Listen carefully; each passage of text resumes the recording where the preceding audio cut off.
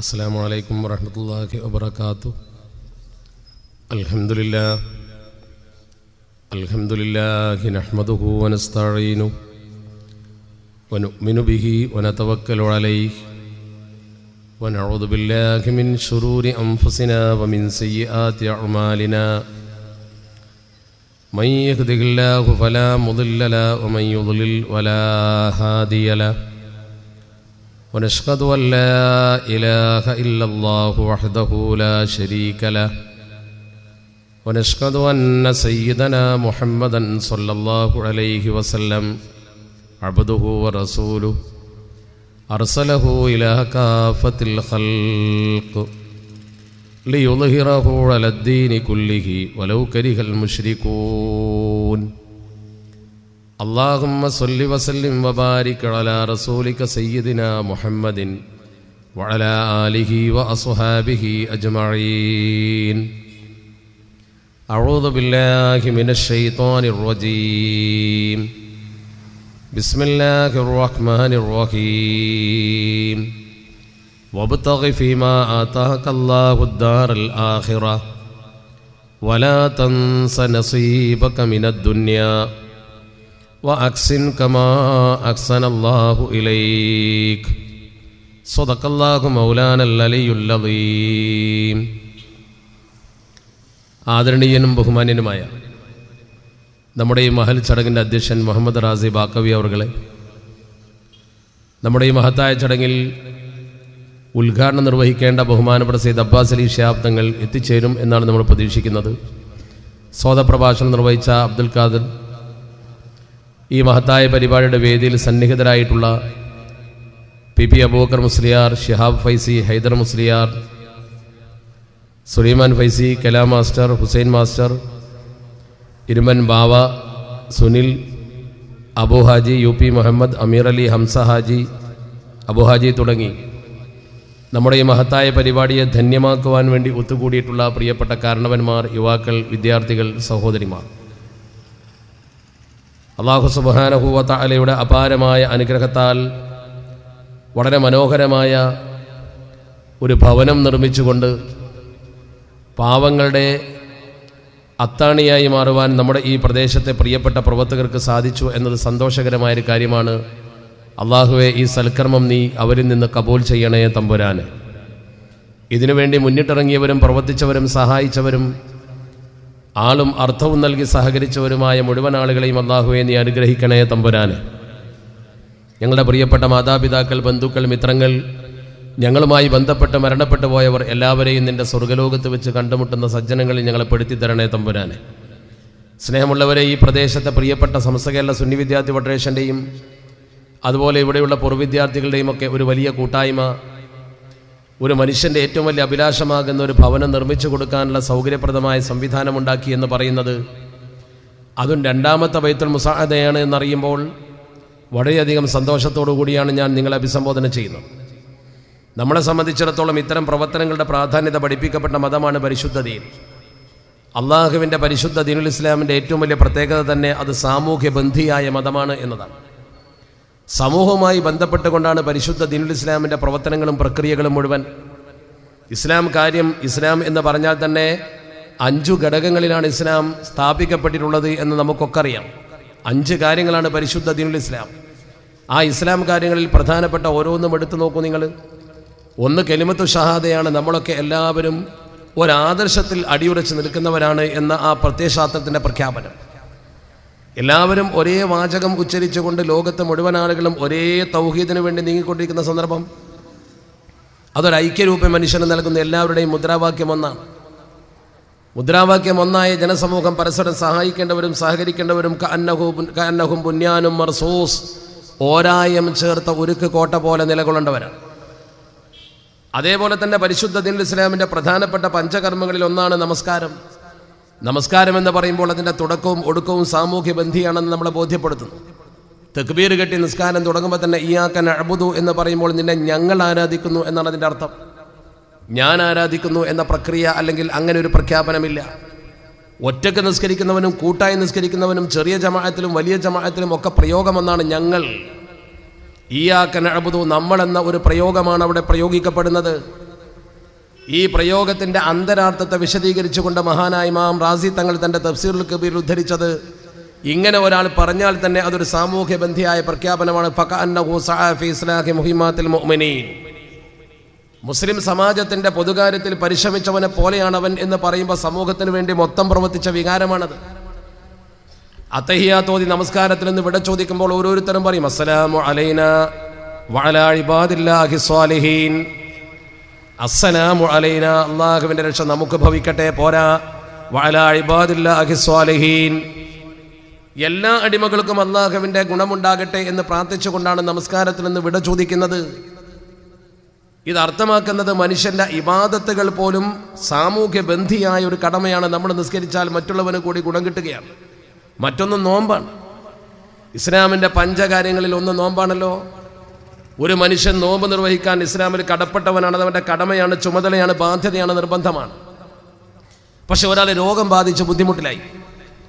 ഒരു ബിഷഗ്വരനെ സമീപിച്ചപ്പോൾ ഡോക്ടർ പറഞ്ഞു, നിന്റെ ശാരീരിക പ്രകൃതി വെച്ചുകൊണ്ട് നീ നോമ്പ് നോക്കാൻ പാടില്ല. അവനോട് മതം പറഞ്ഞു, നീ നോമ്പ് നോക്കേണ്ടതില്ല. പക്ഷെ നിനക്ക് നോമ്പ് നോൽക്കാൻ കഴിയില്ല, നോറ്റുവിട്ടാനാവാത്തൊരു ഗതിയാണുള്ളതെങ്കിൽ നീ ചെയ്യേണ്ടത് ഒരു ദിനത്തെ നോമ്പിന് ഒരു മുദ്ദ് ധാന്യം പാവപ്പെട്ടവന് ധർമ്മം കൊടുക്കണം. 800 മില്ലി ലിറ്റർ 625 ഗ്രാം ധാന്യം, നാട്ടിലെ ഓലിബോ കൂത്തൽ വലതെന്ന് പറയുന്ന ഗോതമ്പോ നമ്മുടെ നാടിനെ സംബന്ധിച്ചിടത്തോളം അരിയോ എടുത്തുകൊണ്ടൊരു പാവപ്പെട്ടവന് തിന്നാൻ കൊടുക്കണം. വേറൊരാൾ കൊണ്ട് നമ്മൾ കൊടുക്കുന്ന അരി കൊണ്ട് കഞ്ഞി വെച്ച് കുടിച്ചാൽ എങ്ങനെ നമ്മുടെ നോമ്പാകും? ആകുമെന്നാണ് മതം പറയുന്നത്, ആകുമെന്നാണ് മതം പഠിപ്പിക്കുന്നത്. ഒരു സാധു അന്നമുണ്ടാൽ നമ്മുടെ നോമ്പായി, നമ്മളവന് കൊടുത്ത മുദ്ദ നമ്മുടെ നോമ്പിൻ്റെ സ്ഥാനത്ത് ഭവിക്കുമെന്ന് പരിശുദ്ധ ദീൻ പഠിപ്പിച്ചു. അവിടെ സാമൂഹ്യ ബന്ധിയാണ് ദീൻ. മറ്റൊരാൾക്ക് ധർമ്മം കൊടുത്തിട്ട് നമ്മുടെ പ്രശ്നം പരിഹരിക്കുന്നതാണ്. സക്കാത്ത് എന്ന് പറഞ്ഞാൽ ഞാൻ ഉണ്ടാക്കി വെച്ച പണമെന്ന് നമ്മൾ പറയും, പക്ഷേ പണം നമ്മുടേതല്ല. മുസ്തഖലഫീന ഫീഹിയാണ്, പ്രാതിനിധ്യ സ്വഭാവമുള്ളതാണ് പണമെങ്കിലും അത് ഉണ്ടാക്കാൻ വേണ്ടിയുള്ള അധ്വാനം നമ്മൾ ഒരുപാട് നടത്തിയിട്ടുണ്ട്. ഒന്നുകിൽ കൃഷി, അല്ലെങ്കിൽ കഠിനാധ്വാനം, അതല്ലെങ്കിൽ വിദേശത്ത് ജോലി, എന്താവട്ടെ. ഇനി സർക്കാർ ജോലിയാണെങ്കിലും പള്ളിയിലെ ജോലിയാണെങ്കിലും എന്ത് ജോലിയാണെങ്കിലും നമ്മൾ കൃത്യമായി ശമ്പളം വാങ്ങിയോ അല്ലെങ്കിൽ കൃഷി ചെയ്ത് വരുമാനമുണ്ടാക്കിയോ കച്ചവടം ചെയ്തോ പണമുണ്ടാക്കുന്നു. നിശ്ചിത അളവെത്തിയാൽ ശമ്പളക്കാരനാണെങ്കിലും ശരി, കൃഷിക്കാരനാണെങ്കിലും ശരി, ആരാണെങ്കിലും അവൻ്റെ ബാങ്ക് ബാലൻസ് ഒരു നിശ്ചിത അളവിലെത്തിക്കഴിഞ്ഞാൽ 2.5% സക്കാത്ത് കൊടുത്തുകൊള്ളണം. നമ്മുടെ സമൂഹത്തിൽ ബഹുഭൂരിപക്ഷം ആളുകളും ഇന്ന് സക്കാത്ത് കൊടുക്കാൻ ബാധ്യസ്ഥരാണ്. ഈ സക്കാത്ത് കൊടുക്കുന്നത് പാവപ്പെട്ടവൻ്റെ കയ്യിലേക്ക് നമ്മുടെ പണം അങ്ങ് ഏൽപ്പിച്ചു കൊടുക്കുകയാണ്. എൻ്റെ 100 രൂപയുടെ 2.5 രൂപ ഞാൻ അവനെ തെരഞ്ഞു പിടിച്ച് കൊടുക്കണം. അപ്പോൾ അതും സമൂഹവുമായി ബന്ധപ്പെട്ടതാണ്. എൻ്റെ സമ്പത്ത് ശുദ്ധീകരിക്കണമെങ്കിൽ പാവപ്പെട്ടവൻ്റെ കയ്യിൽ അത് എത്തിച്ചു കൊടുക്കണം. ഇത് ഇസ്ലാമിൻ്റെ മാനദണ്ഡമാണ്.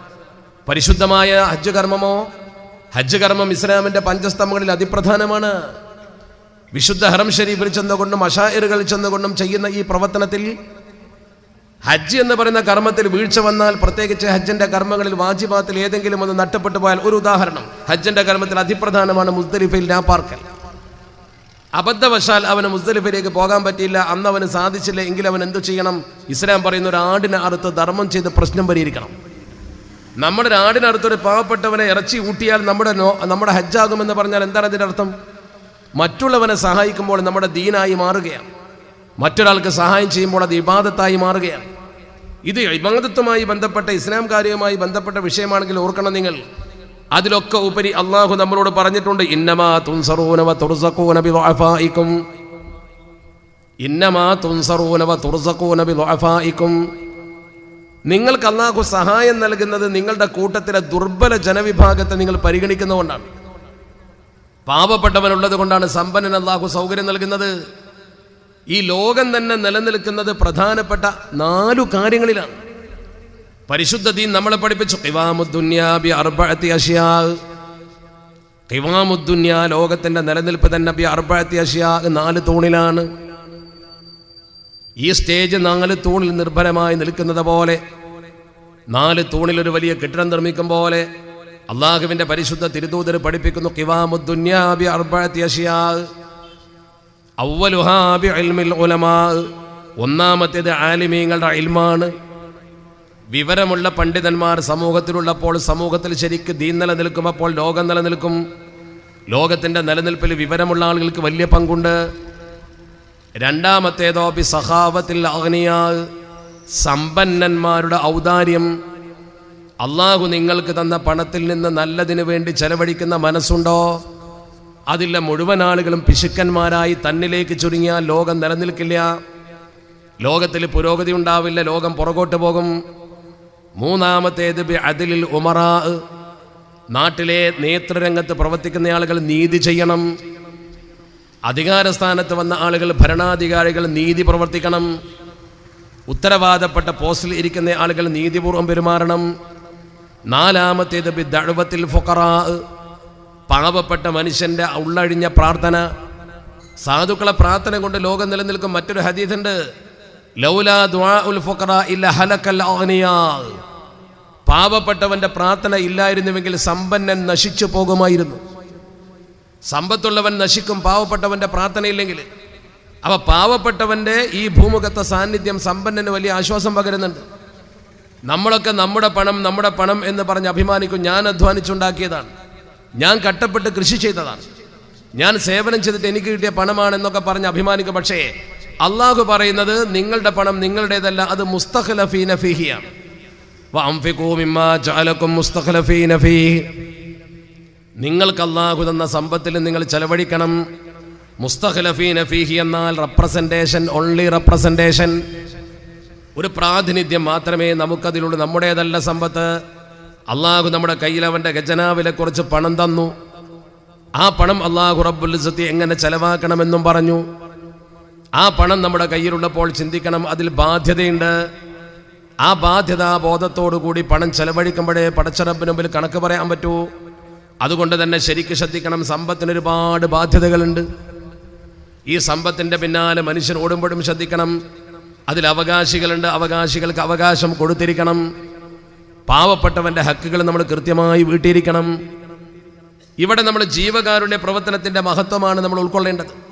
നമ്മൾ എന്തിനാ ഒരാൾക്ക് വീടുണ്ടാക്കി കൊടുക്കുന്നത്? ഇത്തരമൊരു നല്ല പ്രവർത്തനവുമായി നമ്മുടെ സമൂഹത്തിൽ ആരെങ്കിലും മുന്നോട്ട് വരുമ്പോൾ ഒരാൾ ചോദിക്കുന്നു, എന്തിനാ വെറുതെ ഒരാൾക്ക് വീടുണ്ടാക്കി കൊടുക്കേണ്ട കാര്യം? അവനെ പാവമാക്കിയതും അവനെ ദരിദ്രനാക്കിയതും പടച്ച തമ്പുരാനാണ്. അവന് വേണമെങ്കിൽ ഒരു വീടുണ്ടാക്കി കൊടുക്കാൻ പടച്ച റബ്ബിന് കഴിയും, അവനെ സമ്പന്നനാക്കാനും പടച്ച റബ്ബിന് കഴിയും. നമ്മൾ എന്തിനാ ഈ ഇടങ്ങേറിന് നിൽക്കേണ്ട ആവശ്യം എന്താ? വെറുതെ പിരിവെടുത്ത് ആളുകളെ ബുദ്ധിമുട്ടിച്ചൊരു വീടുണ്ടാക്കി കൊടുക്കേണ്ട കാര്യം എന്താണെന്ന് ചോദിക്കുന്ന ആൾക്കാരുണ്ടാവും. ഈ ചോദ്യം മുമ്പും ചോദിക്കപ്പെട്ടതാ. എന്തിനാണ് നമ്മൾ പാവങ്ങളെ സഹായിക്കുന്നത്? നമ്മൾ തീർത്താൽ അവൻ്റെ പ്രശ്നം തീരൂലല്ലോ. അവൻ്റെ പ്രശ്നം തീരണമെങ്കിൽ പടച്ച റബ്ബ് തന്നെ കൊടുക്കണ്ടേ? പിന്നെ ഞാൻ എന്തെങ്കിലും തൽക്കാലം ഒരു നാണയത്തൊട്ട് കൊടുത്തത് കൊണ്ട് അവൻ്റെ പ്രശ്നം തീരുമോ? ഈ ചോദ്യം പണ്ട് ചോദിച്ചു. യാസീൻ സൂറത്ത് നമ്മൾ ഓതാറില്ലേ? ഒരാൾ മരണപ്പെടുമ്പോൾ കൂടുതൽ ഓതുന്ന മരണവുമായി ബന്ധപ്പെട്ട, പരലോകവുമായി ബന്ധപ്പെട്ട വചനങ്ങളാൽ നിർഭരമായ സൂറത്താണ് യാസീൻ സൂറത്ത്. ആ യാസീൻ സൂറത്ത് നമ്മൾ എപ്പോഴും ഓതും. അതിൽ പറയുന്നൊരു വാക്കുണ്ട്, നമ്മൾ ഓതുന്നല്ലേ, വഇദാ ഖീല ലഹും അൻഫിഖൂ മിമ്മാ അർസഖകുമുല്ലാഹ് ഖാലല്ലദീന കഫറൂ ലില്ലദീന ആമനൂ അനുത്ഇമു മൻ ലൗ യശാഉല്ലാഹു അത്അമഹു ഇൻ അൻതും ഇല്ലാ ഫീ ളലാലിൻ മുബീൻ. അള്ളാഹുവിൻ്റെ പരിശുദ്ധ ഖുർആൻ വളരെ മനോഹരമായ ഭാഷയിൽ പഠിപ്പിക്കുന്നു നമ്മളെ. ആര് മരിച്ചാലും, ബാപ്പ മരിച്ചാലും, ഉമ്മ മരിച്ചാലും നമ്മൾ ഓതും ഈ സൂറത്ത്. ഒരു നല്ല കാര്യത്തിന് നമ്മൾ ഈ സൂറത്ത് ഓതിയാൽ അള്ളാഹു റബ്ബുൽ ഇസ്സത്തിന്റെ അനുഗ്രഹം ലഭ്യമാണ്.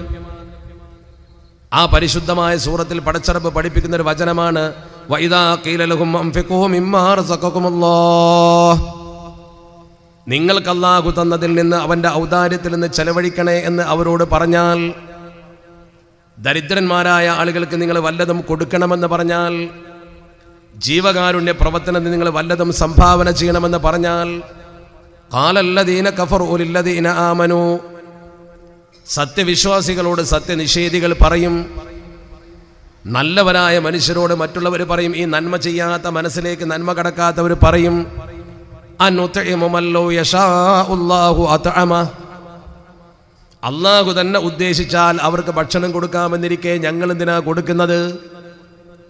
അവൻ്റെ പ്രശ്നപരിഹാരത്തിന് പടച്ചറപ്പിന് തന്നെ കഴിയുമല്ല, പിന്നെ നമ്മൾ എന്തിനാ കൊടുക്കുന്നത്? അങ്ങനെ ഒരു തോന്നൽ നിങ്ങളെ മനസ്സിൽ വന്നാൽ, പറയണ്ട, ചോദിക്കേണ്ട, തോന്നൽ പോലും നിങ്ങളെ മനസ്സിൽ വന്നാൽ, ഇൻ അൻതും ഇല്ലാ ഫീ ളലാലിൻ മുബീൻ, അത് പ്രകടമായ വഴികേടാകുന്നു. ളലാൽ എന്നല്ല പ്രയോഗം, ളലാലം മുബീൻ. ഇൻ അൻതും ഇല്ലാ ഫീ ളലാലിൻ മുബീൻ, വളരെ പ്രകടമായ പച്ചയായ വഴികേടാണത്. അള്ളാഹുവിനെ മറന്നുകൊണ്ടുള്ള സംസാരമാണത്. നിന്റെ കയ്യിൽ അള്ള തന്ന പൈസ ഒരു നിമിഷം കൊണ്ട് ഒരു പക്ഷേ നിനക്ക് പോയി എന്ന് വരാം. അതുകൊണ്ട് നീ അള്ളാഹുവിനെ മറന്നുകൊണ്ട് പണം നിന്റേതാണെന്ന് തെറ്റിദ്ധരിക്കണ്ട. അള്ളാഹുവിന്റെ പരിശുദ്ധ ഖുർആൻ കനത്ത താക്കീത് പോലെയാണ് വചനം പറയുന്നത്. ഇൻ അൻതും ഇല്ലാ ഫീ ളലാലിൻ മുബീൻ. ഇൻ അൻതും എന്ന ആ പ്രയോഗം ഇല്ല ചേർത്ത പ്രയോഗം നോക്ക് നിങ്ങൾ അറബിയിൽ. അള്ളാഹുവിന്റെ പരിശുദ്ധ ഖുർആനാ പറഞ്ഞത് പ്രകടമായ വഴികേട് തന്നെയാണത്. അങ്ങനെ പറഞ്ഞു പോകരുത്. നമ്മൾ എന്തിനാ ഈ പണിക്ക് നിൽക്കുന്നത് എന്ന് ചിന്തിച്ചു പോകരുത്. നാളെ ഒരു പക്ഷേ പടച്ചറബ ഗതിയിലേക്ക് നമ്മളെ മൂക്ക് കുത്തിച്ചു എന്ന് വരും. അള്ളാഹുവേ ഞങ്ങൾ ഓരോരുത്തരെയും നീ കാത്തുരക്ഷിക്കണേ തമ്പുരാനെ. വലിയ സമ്പന്നനായിട്ട് എന്താ, ഒരൊറ്റ ബൈപ്പാസിന് 1.5-2 ലക്ഷം രൂപ വേണം. പിന്നെ നേരത്തെ ചെയ്ത പോലെ ആ ശരീരവും കൊണ്ട് അവൻ ഓടാനൊന്നും കഴിയില്ല. പിന്നെ മരുന്നുകൾ സ്ഥിരമായി കഴിച്ചുകൊണ്ടിരിക്കണം, മരണം വരെ മരുന്നാണ്. അത് തന്നെ ബൈപ്പാസിന് അത്ര വലിയ ഗ്യാരണ്ടി ഒന്നുമില്ല, പിന്നെയും വരാം. ആ മനുഷ്യന്റെ ജീവിതം ആ രീതിയിൽ ഒരു താളഭംഗത്തിന് വിധേയമാകുന്നു. ഒരു കിഡ്നി രോഗം വന്നാൽ നമുക്ക് അല്ല തന്ന ഔദാര്യം കൊണ്ട് നമ്മൾ വല്ലതും പാവങ്ങളെ സഹായിക്കുമ്പോഴോ ഈ അദാബൊന്നും വരാതെ പടച്ചറപ്പ് നമ്മളിങ്ങനെ കാത്തു രക്ഷിക്കുമെന്നാണ് ദീൻ പഠിപ്പിക്കുന്നത്. നമ്മൾ അറിയാത്ത ഭാഗത്ത് കൂടെ നമുക്ക് അള്ളാഹുവിന്റെ സഹായം ഇങ്ങനെ ഒഴുകിയെത്തും. അവിടെയാണ് നമ്മൾ ഇത്തരം പ്രവർത്തനത്തിന്റെ പ്രത്യേകത കാണേണ്ടത്. പരിശുദ്ധ ദീനുൽ ഇസ്ലാം ഒരുപാട് സംഭവ ചരിത്രങ്ങൾ നമ്മളെ പഠിപ്പിച്ചല്ലോ. ഞാനൊരു ചെറിയ സംഭവം നിങ്ങളോട് സൂചിപ്പിക്കാം. നമ്മളിവിടെ വീട് നിർമ്മിച്ചുകൊണ്ട് പാവങ്ങൾക്ക് വേണ്ട സഹായങ്ങളൊക്കെ ചെയ്തുകൊണ്ടിരിക്കുക. അള്ളാഹുവിനെ സഹായിച്ചവർക്കൊക്കെ അർഹതപ്പെട്ട പ്രതിഫലം 2 വീട്ടിലും നൽകട്ടെ. ഒരു പാവപ്പെട്ടവന് നമ്മൾ വീട് പോയിട്ട് ഒരു ചെറിയ സഹായം വെച്ച് നീട്ടിയാൽ അതിന്റെ ഗുണം എത്രയാ നിങ്ങൾ ചിന്തിച്ചിട്ടുണ്ടോ? പരിശുദ്ധ ദീൻ പഠിപ്പിച്ച ഒരുപാട് ഉദാഹരണങ്ങളിൽപ്പെട്ട ഒരു ചെറിയ ഉദാഹരണം. ദാവൂദ് നബി അലൈഹി സ്വലാത്തു വസ്സലാമിന്റെ കാലഘട്ടത്തിൽ സംഭവിച്ചൊരു സംഭവം, സ്വാലിഹ് നബി അലൈഹി സ്വലാത്തു വസ്സലാമിന്റെ കാലഘട്ടത്തിൽ നടന്നൊരു സംഭവം. കാന റജുലുൻ ഫീ ഖൗമി സ്വാലിഹ് എന്ന് പറഞ്ഞുകൊണ്ട് ചരിത്രത്തിൽ ആരംഭിക്കുന്നുണ്ട്. ഹയാത്തുൽ ഹയവാൻ എന്ന ഗ്രന്ഥത്തിന്റെ 1-ാം വാള്യത്തിൽ പണ്ഡിതന്മാർ പരിശോധിച്ചാൽ ഇത് കാണാൻ പറ്റും. നിരവധി ചരിത്ര ഗ്രന്ഥങ്ങളിൽ വേറെയും ഉദ്ധരിക്കപ്പെട്ടതാണ്. ഹയാത്തുൽ ഹയവാനിൽ മനോഹരമായി പറഞ്ഞിട്ടുണ്ട് ഈ ചരിത്രം. സ്വാലിഹ് നബി അലൈഹി സ്വലാത്തു വസ്സലാമിന്റെ കാലത്തൊരു മനുഷ്യനുണ്ടായിരുന്നു. ഈ മനുഷ്യന്റെ പ്രത്യേകത എന്ന് പറഞ്ഞാൽ അവൻ തനി വൃത്തികേട് ചെയ്യുന്ന, ജനങ്ങളെ ബുദ്ധിമുട്ടിക്കുന്ന, ഇന്നത്തെ ഭാഷയിൽ പറഞ്ഞാൽ ഗുണ്ടയിൽ.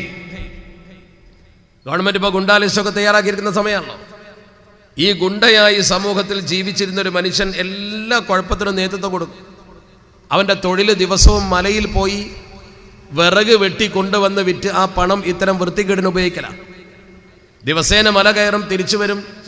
വരുമ്പോൾ നല്ല വിറകിന്റെ കെട്ടുണ്ടാക്കുമ്പോൾ ഫോറസ്റ്റിൽ നിന്ന് വെട്ടിക്കൊടുന്നത് വിറ്റ് അതുകൊണ്ട് പണം ഉപയോഗിച്ചുകൊണ്ട് അവൻ വിലസും. ഇതവന്റെ സ്വഭാവമാണ്. ജനങ്ങൾ ഇവനെ കൊണ്ട് പൊറുതിമുട്ടി എന്ന് പറഞ്ഞാൽ ജനങ്ങൾ ഇവനെ കൊണ്ട് വല്ലാതെ ബുദ്ധിമുട്ടി വിഷമിച്ചപ്പോൾ അവസാനം ഇവർ ഈ മനുഷ്യന്റെ ശല്യത്തിൽ നിന്ന് രക്ഷപ്പെടുക എന്നുള്ള സതുദ്ദേശത്തോടു കൂടി ബഹുമാനപ്പെട്ട പരിശുദ്ധ പ്രവാചകരാകുന്ന സ്വാലിഹ് നബി അലൈഹി സ്വലാത്തു വസ്സലാമിന്റെ വീട്ടിൽ ചെന്നിട്ട് സ്വാലിഹ് നബി തങ്ങളോട് പരാതിപ്പെട്ടു, നബി ഇവനെ കൊണ്ട് കുടുങ്ങിയിട്ടുണ്ട്, ഇവനെ കൊണ്ട് ഞങ്ങൾ ബുദ്ധിമുട്ടി, ഒരു നിവൃത്തിയില്ല, മനുഷ്യനെ ജീവിക്കാൻ സമ്മതിക്കാത്തൊരു മനുഷ്യനാണ്, ലാലിമാണവൻ, വലിയ ബുദ്ധിമുട്ട് അവൻ ഉണ്ടാക്കുന്നു, ഇവന്റെ ഷെറിൽ നിന്ന് രക്ഷ നേടണമെന്ന് പറഞ്ഞു. മഹാനായ സ്വാലിഹ് നബി അലൈഹി സ്വലാത്തു വസ്സലാം പടച്ച റബ്ബിനോട് ദുആ ചെയ്തു. അള്ളാഹു റബ്ബുൽ ഇസ്സത്ത് സ്വാലിഹ് നബി തങ്ങൾക്ക് വഹി കൊടുത്തു. ഓന്റെ അവസാനം നാളെയാണ്. നാളെയും കൂടി മാത്രമേ അവൻ ജീവിച്ചിരിക്കൂ, മറ്റന്നാൾ അവൻ ഉണ്ടാവില്ല. അതുകൊണ്ട് ഒരു ദിവസം അവരോട് ക്ഷമിക്കാൻ പറ. സ്വാലിഹ് നബി തങ്ങൾ ജനങ്ങളെ കൂടെ വിളിച്ചു കൂട്ടിയിട്ട് പറയും, ഇദ്ഹബൂ ഫഖദ് കുഫീതുമൂഹു, നിങ്ങൾ ആവശ്യമൊക്കെ നേടിയിട്ടുണ്ട്, നിങ്ങൾ എന്നോട് പറഞ്ഞ വിഷയം പടച്ച റബ്ബ് ഏറ്റെടുത്തിട്ട് പൊയ്ക്കോ, ഒരു കുഴപ്പമില്ല, നാളത്തോടുകൂടി അവന്റെ കഥ കഴിയുന്ന പറഞ്ഞത്. ജനങ്ങൾക്ക് വലിയ സന്തോഷമായി. ജനങ്ങളെ സ്ഥിരമായി ബുദ്ധിമുട്ടിക്കുന്ന ഒരു ഷെറ് നീങ്ങിക്കിട്ടുന്ന സന്തോഷത്തിൽ ജനങ്ങളൊക്കെ പിരിഞ്ഞു. താരീഖിൽ അങ്ങനെ തന്നെ പറയുന്നുണ്ട്. ആളുകളൊക്കെ സന്തോഷത്തോടു കൂടി അന്ന് കിടന്നുറങ്ങി. പിറ്റേന്ന് പ്രഭാതമായി. ഇവൻ പിറ്റേന്ന് പ്രഭാതത്തിൽ മല കയറി പോകുന്ന രംഗം ആളുകൾ കണ്ടു. വിറക് വെട്ടിക്കൊണ്ടുവരാൻ അവൻ തൻ്റെ മഴുവും കയറുമായി കയറിപ്പോകുന്ന രംഗം ആളുകൾ ഇങ്ങനെ നോക്കുന്നു. ചില ആൾക്കാരൊക്കെ നോക്കുന്നു. നല്ലൊരു സന്തോഷമുള്ള യാത്ര, കാരണം ഒടുക്കത്തെ യാത്ര ഞാൻ വരുമല്ലോ, അൽഹംദുലില്ലാ, ഓൻ്റെ കഥ കഴിഞ്ഞിട്ടുണ്ട്. ഒരു യാത്രയപ്പൻ്റെ നോട്ടം നോക്കിയിട്ട് ആളുകൾ ഇങ്ങനെ നോക്കുകയാണ്. അങ്ങനെ ഇവനങ്ങനെ മല കയറിപ്പോയി. ഇവൻ സാധാരണ പതിവ് പോലെ മല കയറിപ്പോയി. സമയമായപ്പോൾ അസറിൻ്റെ സമയമാകുമ്പോൾ ഇവൻ സാധാരണ ഇറങ്ങി വരും വിറക് കൊണ്ട്. അന്നും അസറിൻ്റെ സമയമായപ്പോൾ ഇവൻ പ്രത്യക്ഷപ്പെട്ടു. ഇവൻ മല ഇറങ്ങി ഇങ്ങനെ വിറകിൻ്റെ കെട്ടും കൊണ്ട് വരികയാണ്. ജനങ്ങളൊക്കെ ഒന്ന് കണ്ണ് തിരുമ്പി നോക്കി, ഇവൻ തന്നെയാണോ, ഇവന്റെ കഥ ഇന്ന് കഴിയുമെന്ന് പറഞ്ഞതാ, പിന്നെന്താ ഇവൻ വരാൻ? ആളുകൾ പരിഭ്രാന്തരായി. ഒന്നുകൂടി നോക്കി, അവൻ തന്നെ എന്ന് ഉറപ്പാക്കി. നേരെ ഓടി സ്വാലിഹ് നബി അലൈഹി സ്വലാത്തു വസ്സലാമിന്റെ അടുത്തേക്ക്. നബി, അവൻ തിരിച്ചു വരുന്നുണ്ടല്ലോ. സ്വാലിഹ് നബി അലൈഹി സ്വലാത്തു വസ്സലാമിന് പോലും വിശ്വസിക്കാൻ പറ്റുന്നില്ല. സ്വാലിഹ് നബി അലൈഹി സ്വലാത്തു വസ്സലാം പോലും കഥ വിശ്വസിക്കുന്നില്ല. അത് ശരിയാണോ? നിങ്ങൾ കണ്ടത് അവനെ തന്നെയാണോ? നിങ്ങൾക്ക് ഉറപ്പാണോ? അങ്ങനെ പല ചോദ്യം ചോദിക്കാൻ തുടങ്ങി. ആളുകൾ തീർത്താണ് പറഞ്ഞു, ഞങ്ങൾ അവനെ കണ്ടു, താരീഖിലുണ്ട്, നബിയെ ഫഖദ് ജാഅ ബിഹതബിഹി സാലിമാ, ഫഖദ് ജാഅ ബിഹതബിഹി സാലിമാ. അവനവന്റെ വിറകിന്റെ കെട്ടും കൊണ്ട് സുരക്ഷിതനായി കടന്നു വരുന്നുണ്ട് നബിയെ. അവന്റെ വിറകിന്റെ കെട്ടും കൊണ്ട് അവൻ ശരിക്കും വരുന്നുണ്ട്, ഒരു കുഴപ്പമില്ല. നബിയും പരിഭ്രാന്തനായി. അപ്പൊ പരിശുദ്ധ പ്രവാചകർ സ്വാലിഹ് നബി തങ്ങൾ പറഞ്ഞു, പത്രങ്ങൾ ഓനൊന്ന് വിളിക്കുവോ? ആളുകൾ ചെന്ന് അവനെ വിളിച്ചപ്പോൾ അവൻ വന്നു. നബി തങ്ങളെ മുമ്പിൽ വിറകിന്റെ കൊട്ടും കൊണ്ട് അവൻ വന്നു. നബി വിളിക്കുന്നുണ്ടപ്പോൾ വന്നു. എത്ര ഗുരുത്തം കെട്ടവനാണെങ്കിലും വന്നു അവൻ. കാരണം പ്രവാചകൻ അവൻ നേരിട്ടൊന്നും വിളിക്കാറില്ല, ആദ്യമായിട്ട് വിളിക്കാൻ. അവൻ വന്നു നിന്നപ്പോൾ മഹാനായ സ്വാലിഹ് നബി തങ്ങൾ അവനോട് ചോദിച്ചു, മാതാ സനഅതൽ-യൗം, ഇന്ന് നീ എന്താ ചെയ്തത്? ഞാൻ സാധാരണ വിറക് കെട്ട് ചുമന്ന് കൊണ്ടുവരുന്നതിന് വേണ്ടി കയറും അതുപോലെ തന്നെ മഴുവും എടുത്ത് നേരെ പോകും കാട്ടിലേക്ക്. ഞാൻ ഇന്നും പോയി. അതല്ല, ഇന്നത്തെ നിന്റെ ജീവിതത്തിൽ സാധാരണ നീ ചെയ്യുന്നതിൽ നിന്ന് വ്യത്യസ്തമായ എന്തോ സംഭവിച്ചിട്ടുണ്ട് എന്നാണ്. അവൻ പറഞ്ഞില്ല, ഒന്നും സംഭവിച്ചില്ല. ഞാൻ സാധാരണ പോലെ രാവിലെ വിറക് കെട്ട് ചുമന്ന് കൊണ്ടുവരാൻ വേണ്ടി, വിറകുണ്ടാക്കാൻ വേണ്ടി കാട്ടിലേക്ക് പോയി വിറകുണ്ടാക്കി തിരിച്ചു വന്നു. വേറൊന്നുമില്ല. പ്രവാചകൻ അവനെ വിട്ടില്ല. എന്തോ ഒന്ന് എന്നുമുള്ളതിൽ നിന്ന് വ്യത്യസ്തമായി എത്ര ചെറുതാണെങ്കിലും ചിന്തിച്ച് നോക്ക്, ചിന്തിച്ചിട്ട് പറഞ്ഞാൽ മതി എന്നൊക്കെ പറഞ്ഞ് അവനെ പ്രേരിപ്പിച്ചു. അപ്പോൾ അവൻ ഒന്നിങ്ങനെ ആലോചിച്ചിട്ട് അവൻ പറഞ്ഞു, ഒരു ചെറിയ സംഭവമുണ്ട്. എന്നും രാവിലെ ഞാൻ വിറക് ശേഖരിക്കുന്നതിന് വേണ്ടി കാട്ടിലേക്ക് പോകുന്ന സന്ദർഭത്തിൽ എൻ്റെ വീട്ടിൽ നിന്ന് ഇറങ്ങുമ്പോൾ 2 വലിയ റൊട്ടി ഉണ്ടാക്കി അത് തിന്നിട്ടാണ് ഞാൻ സാധാരണ പോകാറുള്ളത്. 2 റൊട്ടി ഞാൻ കഴിക്കും. ആ 2 റൊട്ടി എന്ന് പറഞ്ഞാൽ നമ്മുടെ നാട്ടിലെ പീസ് ബ്രെഡ് അല്ല, അറബികൾ കഴിക്കുന്ന നമ്മളൊക്കെ സാധാരണ ഇതിൽ ഹുബൂസ് എന്ന് പറയുന്ന സാധനം. ഹുബുസാണത് ശരിക്ക്. ഹുബുസ് കുറച്ച് നീണ്ടതാണ് ഹുബൂസായതാ. ഈ ഹുബുസ് എന്ന് പറയുന്ന സാധനം അത് വലിയത്. അത് 2 ഞാൻ ശരിക്ക് കഴിച്ച് വയറ് നിറച്ചിട്ടാണ് ഞാൻ സാധാരണ പോകാറുള്ളത്. ആ ഒരു ഹുബുസ് ഞാൻ തിന്ന് 2ാമത്തെ ഹുബുസ് ഞാൻ കയ്യിലെടുത്തപ്പോൾ എൻ്റെ വീട്ടിൻ്റെ വാതിൽക്കൽ ഒരു മുട്ട് കേട്ടു. ഞാൻ ചെന്ന് നോക്കുമ്പോൾ ഒരു ദരിദ്രൻ, അവൻ ഭക്ഷണം കഴിച്ചിട്ട് ദിവസങ്ങളോളമായിട്ടുണ്ട്. അവൻ്റെ വയറും അവൻ്റെ പെരുമാറ്റവും അവൻ്റെ ചോദ്യമൊക്കെ കേട്ടപ്പോൾ എൻ്റെ മനസ്സലിഞ്ഞു പോയി. എത്ര ക്രൂരനാണെങ്കിലും അങ്ങനെയാണല്ലോ.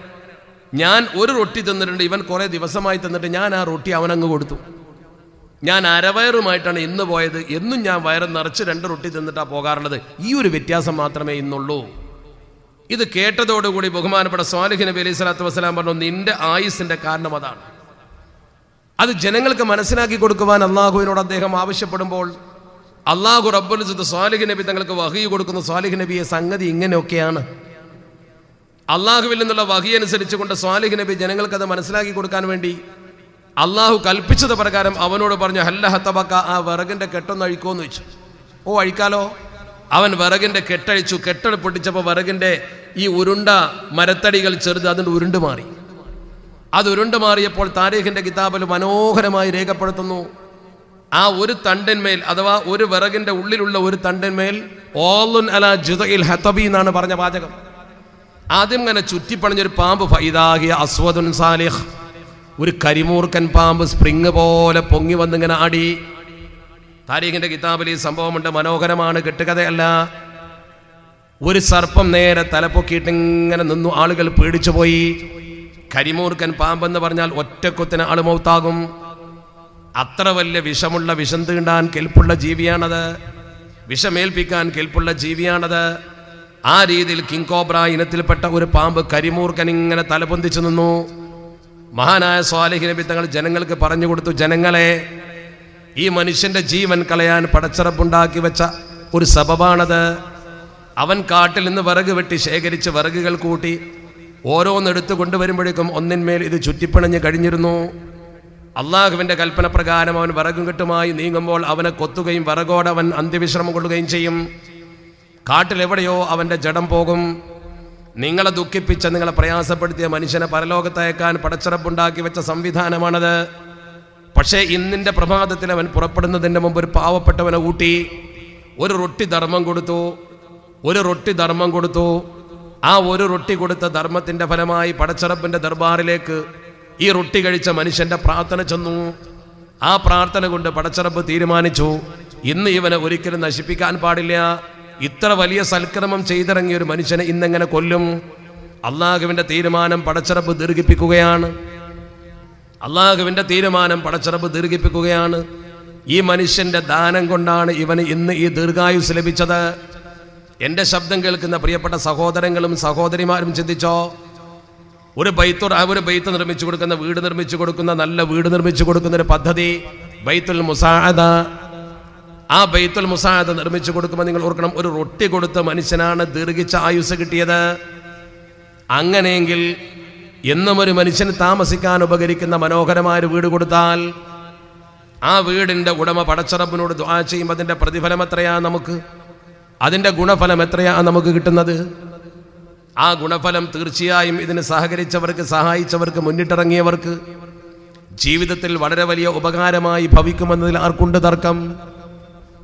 അഭിമാനിക്കാനല്ല, പത്രത്തിൽ വരാനല്ല, മേനി നടിക്കാനല്ല, മറിച്ച് പരലോകത്ത് നിങ്ങൾക്ക് ഇതിൻ്റെ ഫലം കിട്ടുമെങ്ങനെ?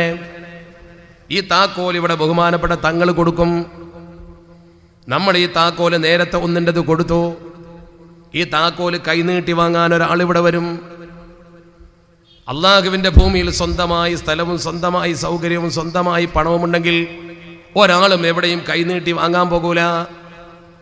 നേരെ മറിച്ച് ജീവിതത്തിൻ്റെ രണ്ടറ്റം മുട്ടിക്കാൻ കഴിയായിക കൊണ്ടാണ് ഒരു മനുഷ്യൻ കൈനീട്ടി നമ്മുടെ മുമ്പിൽ വരുന്നത്. കൊടുക്കുന്ന നമ്മുടെ കൈ മേലെയും വാങ്ങുന്നവൻ്റെ കൈ താഴെയുമാണ്. ഞാൻ പറയുന്ന വിഷയം നിങ്ങൾ മനോഹരമായി ശ്രദ്ധിക്കണം. കൊടുക്കുന്ന നമ്മുടെ കൈ മേലെയും വാങ്ങുന്നവൻ്റെ കൈ താഴെയുമാണ്. അങ്ങനെ വന്നാൽ ഈ ഭൂമുഖത്ത് നമ്മൾ മരിച്ചു പിരിഞ്ഞിട്ട് പരലോകത്ത് ചെല്ലുമ്പോൾ ഇതിനൊരു പരിഹാരമില്ലെങ്കിൽ പടച്ചറബ് നീതിമാനല്ലല്ലോ. ഒരാളെ കൈ താഴെയും ഒരാളെ കൈ മേലെയുമായി അവസാനിച്ചുകൂടാ. അല്ലാഹു റബ്ബുൽ ഇസ്സത്ത് അതിനൊരു പരിഹാരമുണ്ടാക്കണം. ഭൂമുഖത്ത് എത്രയോ മനുഷ്യർ സമ്പന്നതയുടെ മടിത്തട്ടിൽ ആറാടിക്കളിച്ചുകൊണ്ട് ജീവിതം അവർ മനോഹരമാക്കുകയാണ്. വേറെ ഒരു കൂട്ടർ പട്ടിണി കിടന്നുകൊണ്ട് നരകിക്കുകയാണ്. ഒരു കൂട്ടർ ആഡംബരത്തിൽ സഞ്ചരിക്കുമ്പോൾ ആഡംബരത്തിൻ്റെ കാറ്, AC റൂം, സൗകര്യം, വലിയ ബിസിനസ്, പണം. മറ്റവൻ അന്നം കഴിക്കാൻ 3 നേരം പ്രയാസപ്പെടുകയാണ്. ചികിത്സിക്കാനും വീട് വെക്കുവാനും മക്കളെ പോറ്റുവാനും പ്രയാസപ്പെടുകയാണ്. കരഞ്ഞു കഴിയുന്ന എത്ര മനുഷ്യരുണ്ട്. ദാരിദ്ര്യം കുറഞ്ഞിട്ടുണ്ടെന്ന് നമ്മൾ പറഞ്ഞാലും സ്വകാര്യ ദുഃഖങ്ങളിൽ പെടുന്ന എത്രയോ മനുഷ്യരുണ്ട്. ലോകം ഇങ്ങനെ അങ്ങ് അവസാനിച്ചാൽ മതിയോ? പോരല്ലോ. അല്ലാഹു റബ്ബുൽ ഇസ്സത്ത് പരലോകത്ത് സഹിച്ചവർക്കും ക്ഷമിച്ചവർക്കും പൊറുത്തവർക്കുമൊക്കെ ഒരുപാട് കൊടുക്കും. അതിൽപ്പെട്ട ഒന്നാണ് ഒരു ഹദീസുണ്ട്. നമ്മൾ ഈ കൊടുക്കുന്ന താക്കോൽ കൈ ഉയർത്തി കൊടുക്കുന്നവർ, ഇത് കൊടുക്കുന്നത് തങ്ങളാണെങ്കിലും ഈ വീടുണ്ടാക്കാൻ കൈ ഉയർത്തി പണം കൊടുത്ത പലരുമുണ്ട് ഇവിടെ. നിങ്ങളെ കൈ പടച്ചറബ് മേലെയാക്കി എങ്ങനെ നിങ്ങൾക്കതിന് കൊടുക്കാൻ പടച്ചറബ് അള്ളാഹുവിൻ്റെ ഔദാര്യം നിങ്ങൾക്ക് നൽകിയിട്ടാ കൊടുത്തത്. പടച്ചറബ് നിങ്ങൾക്ക് തന്ന പണത്തിൽ നിന്നാണ് നിങ്ങൾ കൊടുത്തത്. അള്ളാഹുവിൻ്റെ പരിശുദ്ധ തിരുദൂതർ പഠിപ്പിക്കുന്നു, അഖ്തിറൂ മഅരിഫത്തൽ ഫുഖറാ, നിങ്ങൾ ദരിദ്രന്മാരുമായുള്ള ബന്ധം വർദ്ധിപ്പിക്കണം. അവരുമായി നല്ല പരിചയത്തിലും ബന്ധത്തിലുമായിക്കോ. അവർക്ക് വേണ്ട സഹായങ്ങളൊക്കെ ചെയ്തു കൊടുത്തോ, അവർക്ക് വീട് വെച്ച് കൊടുത്തോ, അവർക്ക് മരുന്ന് കൊടുത്തോ, അവർക്ക് നിങ്ങൾ ജീവനോപാധി വാങ്ങിക്കൊടുത്തോ. എന്ത് സഹായം നിങ്ങൾ നിങ്ങളുടെ നാട്ടിലെ പാവങ്ങൾക്ക്, നിങ്ങളുടെ ചുറ്റുവട്ടത്തെ പാവങ്ങൾക്ക് നൽകിയാലും നിങ്ങൾ അവരോട് ബന്ധപ്പെടും. കാരണം ഫഇന്ന ലഹും ദൗല, ഇന്നിവിടെ വന്ന് കൈയിങ്ങനെ നീട്ടിയവന് നാളെ അധികാരം കൊടുക്കുന്നൊരു ദിവസമുണ്ട്. അള്ളാഹുവിൻ്റെ പരിശുദ്ധ തിരുദൂതരാ പഠിപ്പിക്കുന്നത്. ഇന്ന് വന്നിട്ട് നമ്മുടെ മുമ്പിൽ കൈ നീട്ടി നമ്മുടെ സഹായം വാങ്ങിക്കൊണ്ടു പോകുന്നവൻ, വിളിച്ചിട്ടാണ് വരുന്നത്, കൊടുത്തിട്ടാണ് വാങ്ങുന്നത്, ഒക്കെ ശരി. എങ്കിൽ പോലും അവൻ്റെ കൈ താഴെയാണ് പാവം. ആ മനുഷ്യൻ അല്ലാഹു ദൗലത്തൊരു അധികാരം കൊടുക്കും, പവർ കൊടുക്കും. ഫഇന്ന ലഹും ദൗല, ഈ പാവപ്പെട്ടവന് പടച്ചറബ് അധികാരം കൊടുക്കുന്നൊരു ദിവസമുണ്ട്. അതേതാ? അത് യൗമുൽ ഖിയാമയാണ്, പരലോകം. നമ്മൾ ചെയ്ത പ്രവർത്തനത്തിൻ്റെ ആക്കത്തൂക്കം കണക്കാക്കി ഓരോരുത്തർക്കും അതിൻ്റെ വരവ് ചെലവുകൾ അനുസരിച്ച് കൊണ്ട് പടച്ചറബ് പ്രതിഫലം തരുന്ന ദിവസം. ആ ദിവസം നാളെ പരലോകത്ത് വരാൻ പോകുന്ന യൗമുൽ ഖിയാമ ഞാനും നിങ്ങളുമൊക്കെ ഉണ്ടാകും. ആ സമയത്ത് പടച്ചറബ് മഹ്ശറിൽ വെച്ച് അവൻ്റെ മലക്കുകളെ കൊണ്ട് വിളിച്ചു പറയിക്കും. മാലാഖമാർ വിളിച്ചു പറയും, ഉൻദുറൂ മൻ അത്അമകും കിസ്റതൻ. പാവപ്പെട്ടവരോടാണ് പറയുന്നത്, നിങ്ങൾക്ക് ഒരു പിടി ഭക്ഷണം തന്നവർ ആരെങ്കിലും ഇവിടെ ഉണ്ടോ എന്ന് നിങ്ങൾ പരതണം. ഔസകാക്കും ശർബത്തൻ, ഒരു തുള്ളി വെള്ളം നിങ്ങളെ കുടിപ്പിച്ച പാവപ്പെട്ടവൻ ഈ സദസ്സിലുണ്ടോ? മഹ്ശറിൽ നിങ്ങൾ നോക്കണം. നിങ്ങൾക്ക് അന്നം തന്നവനോ വെള്ളം കുടിപ്പിച്ചവനോ ഈ സദസ്സിലുണ്ടോ എന്ന് നോക്കണം നിങ്ങൾ. അപ്പോൾ ഈ പാവങ്ങൾ പറയും, പഠിച്ചവനെ, ഞങ്ങൾക്ക് വെള്ളം തന്നവരുണ്ട്, ഭക്ഷണം തന്നവരുണ്ട്, വീട് തന്നവരുണ്ട്, മരുന്ന് തന്നവരുണ്ട്, മക്കളെ കെട്ടിക്കാൻ സഹായം തന്നവരുണ്ട്. അള്ളാഹു പറയും, ഫഖുദൂഹു ബിയദിഹി, അവനെ പോയിട്ട് നിങ്ങൾ കൈ പിടിച്ചു കൊണ്ടുവാ. അവൻ്റെ കൈ പിടിച്ചിട്ട് നിങ്ങൾ ഇങ്ങോട്ട് കൊണ്ടുവാ.